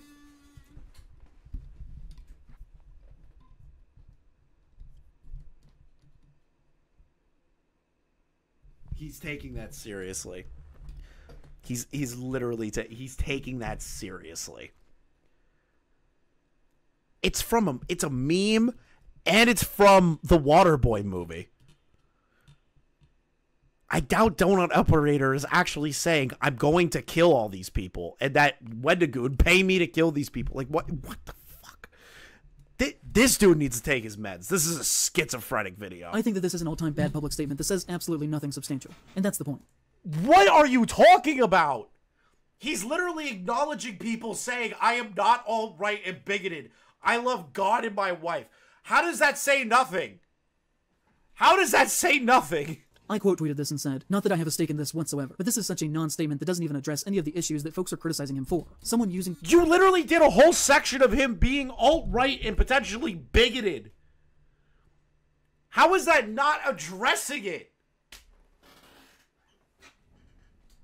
Their religion as a shield in the same breath, as claiming that they believe in nothing politically is a red flag. Oh, I'm just a goofy, wholesome boy. Please don't ask me why I follow less than 500 people and one of them was Kyle Rittenhouse. Don't ask me about all the guns that I post pictures of. I promise I have no strong beliefs. Apolitical, really. Why are you slandering me? It's just gun photos and he follows someone on Twitter. Like, who cares, bro? I really only care about this because if you have that large of a platform and make your money from being a public persona, then you are no longer fully... I'm an anthropologist. Hey, I studied that. He's gutless, aimless cloud chaser, and feels entitled to money for his unremarkable essays. Yes, that is exactly what I am getting at. That entire section talking about, like, cultural appropriation and saying that, like, Wendigoon's taking advantage of it is total bullshit. Me and you both know I am not a full-blown anthropologist, but I studied it. I respect the craft. Native American religion and Native American folklore is very hard to be able to parse out and get the right information because so much of it has been lost due to oral history and the Native Americans being wiped out. A lot of them don't even know the oral history. So anything that is left should be shared so that that religion and those stories continue throughout the generations. Like, this dude doesn't get it. A private person, and your political beliefs do in fact matter and are a fair topic of debate. You can't get mad if people call you unquestionable things that are said or done if you are making money off of them. And what resulted from some good faith criticism of his use of language was days upon days of people calling me a faggot. Okay, that's all them. That's not Wendigoon. Amongst other things, but that was their go-to word. And to be honest, if you're a public figure who is being criticized publicly, and the only people who come to your... Plus, nobody knows that you're gay until you said it to Brandon Buckingham. Like, how the fuck was anyone supposed to know? Defense are Nazis, then that can only be read as two ways. Either that you're sympathetic to their views, or that you're perfectly fine making money from them, and are comfortable with that ideology being the backbone of your base. He's a gutless, aimless, clout chaser that feels entitled to money for his unremarkable essays. It's just aggravating. It's just incredibly aggravating that this is the situation that we're in. And this did go on for, like, at least a week, where every single time I said anything, my mentions were just filled with the most vile far-right rhetoric from Wendigoon fans. And if anyone ever criticized me, and people's reaction to it was to immediately start using hate speech, I would shut that shit down so fast. I think that most decent people who work online would do the exact same. And if... Bro, if people are calling you retarded, you're just... people just think you're retarded. There's no way to control that. What are you supposed to do? Don't bully this guy. Don't bully this guy. Don't bully him. Don't bully him. Don't bully him. They don't want to be seen as a big group of Nazis. Then let's see how they react to this video's existence, because I am certain they will be very level-headed about all of this. You straight up lied about Brandon Buckingham. You said Wendigoon isn't actually able to handle, like, take part in his Native American heritage. You criticized the guy for not being enough of a Kevin Spacey hater. You went on a diatribe about AI art. You called Donut Operator a far-right weirdo. Like, you called Turkey Tom a member of the far-right. Of course everyone's going to shit on you, because none of that's based in factual reality. Right in the midst of this going on, a very funny thing happened, and that Wendigoon followed me on Twitter. I was not following him at the time. He never publicly told people to stop calling me a friend. He never once reached out to me privately, but he did follow me, which means in my eyes that he 100% knew what was happening because I did tweet about it several times. Maybe the guy just liked your content. Maybe Wendigoon just liked your content and didn't know that the audience was shitting on you. Maybe he just liked your content. Maybe he liked one video of yours and he's like, you know what, I'm going to follow that guy. I've done that before. And then followed me to let me know that he knew, and that he was watching, and that he intended to do nothing to stop it. Guys, he followed me. He knew that I was getting bullied by people, so he did it to mock me. Stop.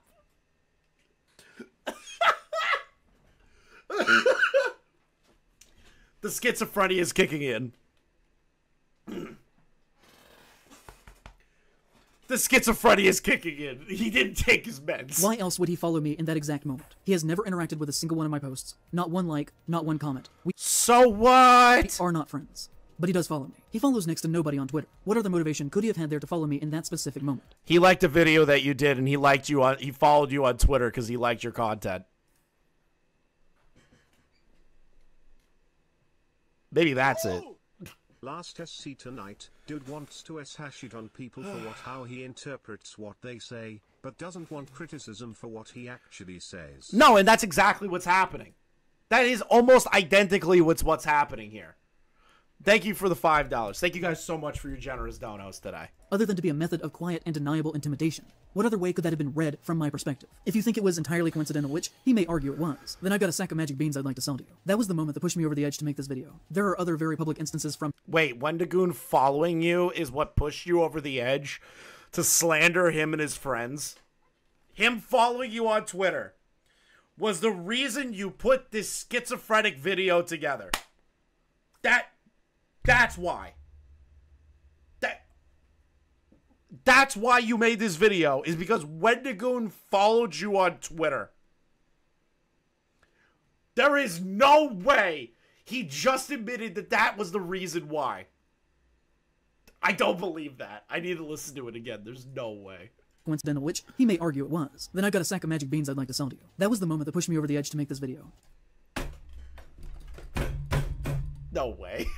No fucking shot. There's no way that this is what's happening. There's no way!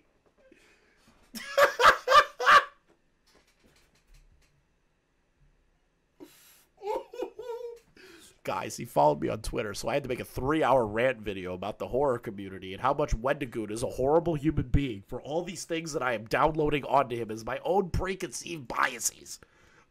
There are other very public instances from him of transphobia and homophobia. Like when he allegedly said, calling ChrisTheNarc, a man who mutilated his body with a box cutter because 4chan said he was— Okay, stop it. Stop it. Stop it. I'm done. I'm done. I'm done. He's defending ChrisTheNarc. I'm done. I'm done. Done. I'm done. I'm done.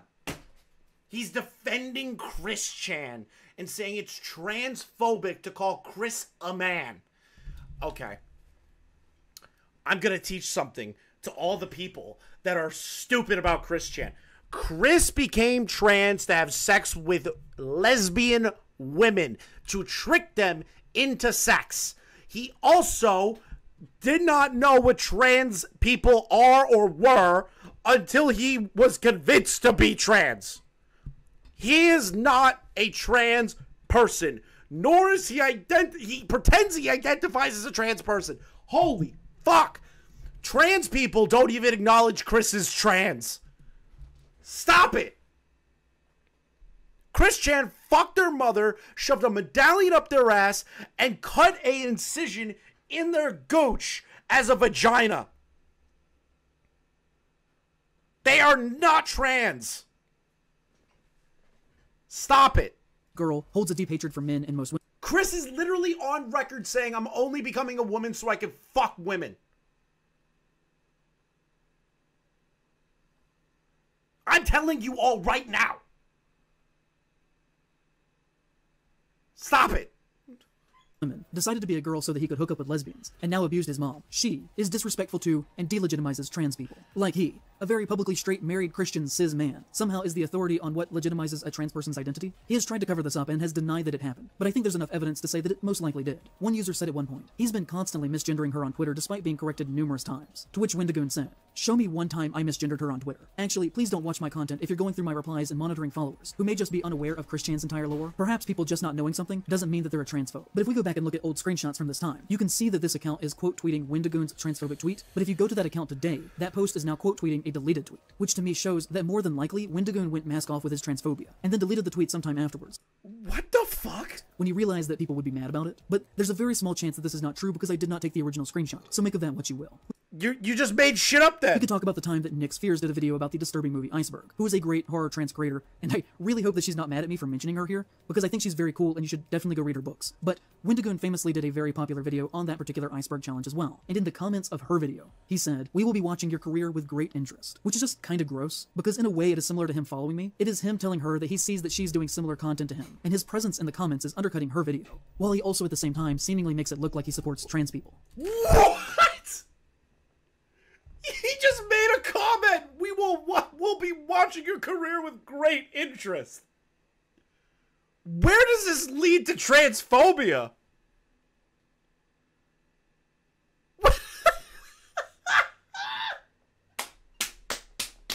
Where's the transphobia?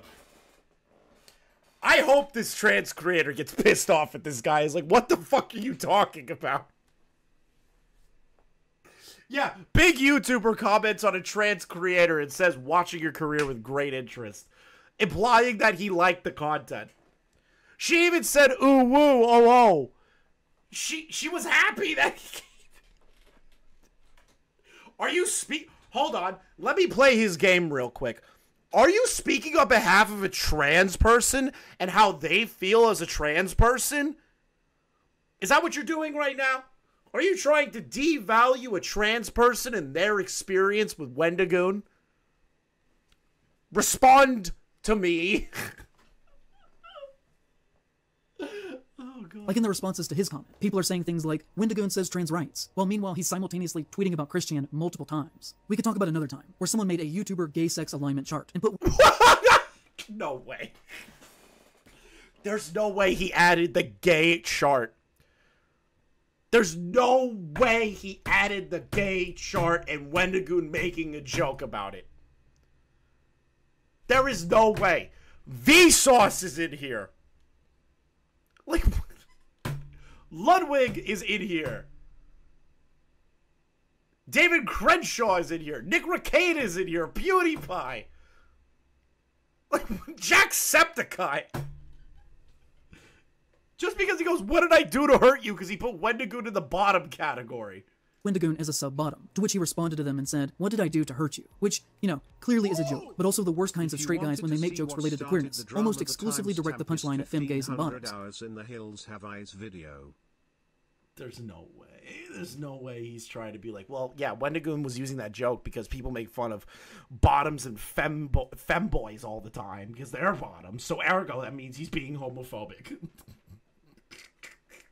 Everything ties back to Nick Rekieta. Everything ties back to Nick Rekieta somehow. He didn't even put himself on the graph. He was just like, what did I do to hurt you? Why am I in the bottoms category? Like, it's not even that bad, dude. Because they view them as lesser than masculine tops. He has multiple times said that he supports queer people, but I think his actions in private clearly paint a different picture. He once tweeted saying, I do not care if someone is gay or straight. Sexuality is no one's business but the individual. Don't make assumptions. I make an effort to stay away from politics and social issues. Which, you know, first off, equating sexuality with politics kind of already shows what you kind of think of the issue. But you guys do that. You add sexuality to politics all the fucking time. Same thing with the right. Both sides of the aisle do that, where it's like, oh, only straight relationships, and you have the gay, then you have the left. That's like all forms of sexuality are fine. Which normal people are like, yeah, if you're gay, you're gay. I don't really give a fuck. Normal people don't think about trans people, gay people, all this other shit. They just think, hey, that person's a cool person. That person's a nice person. That person is a good-hearted person. Transphobia in 2024 That's is it. when you get a trans person's pronouns correct and say you're interested in their content via a Star Wars quote. Yeah, that's transphobia now. But, like, normal human beings don't care.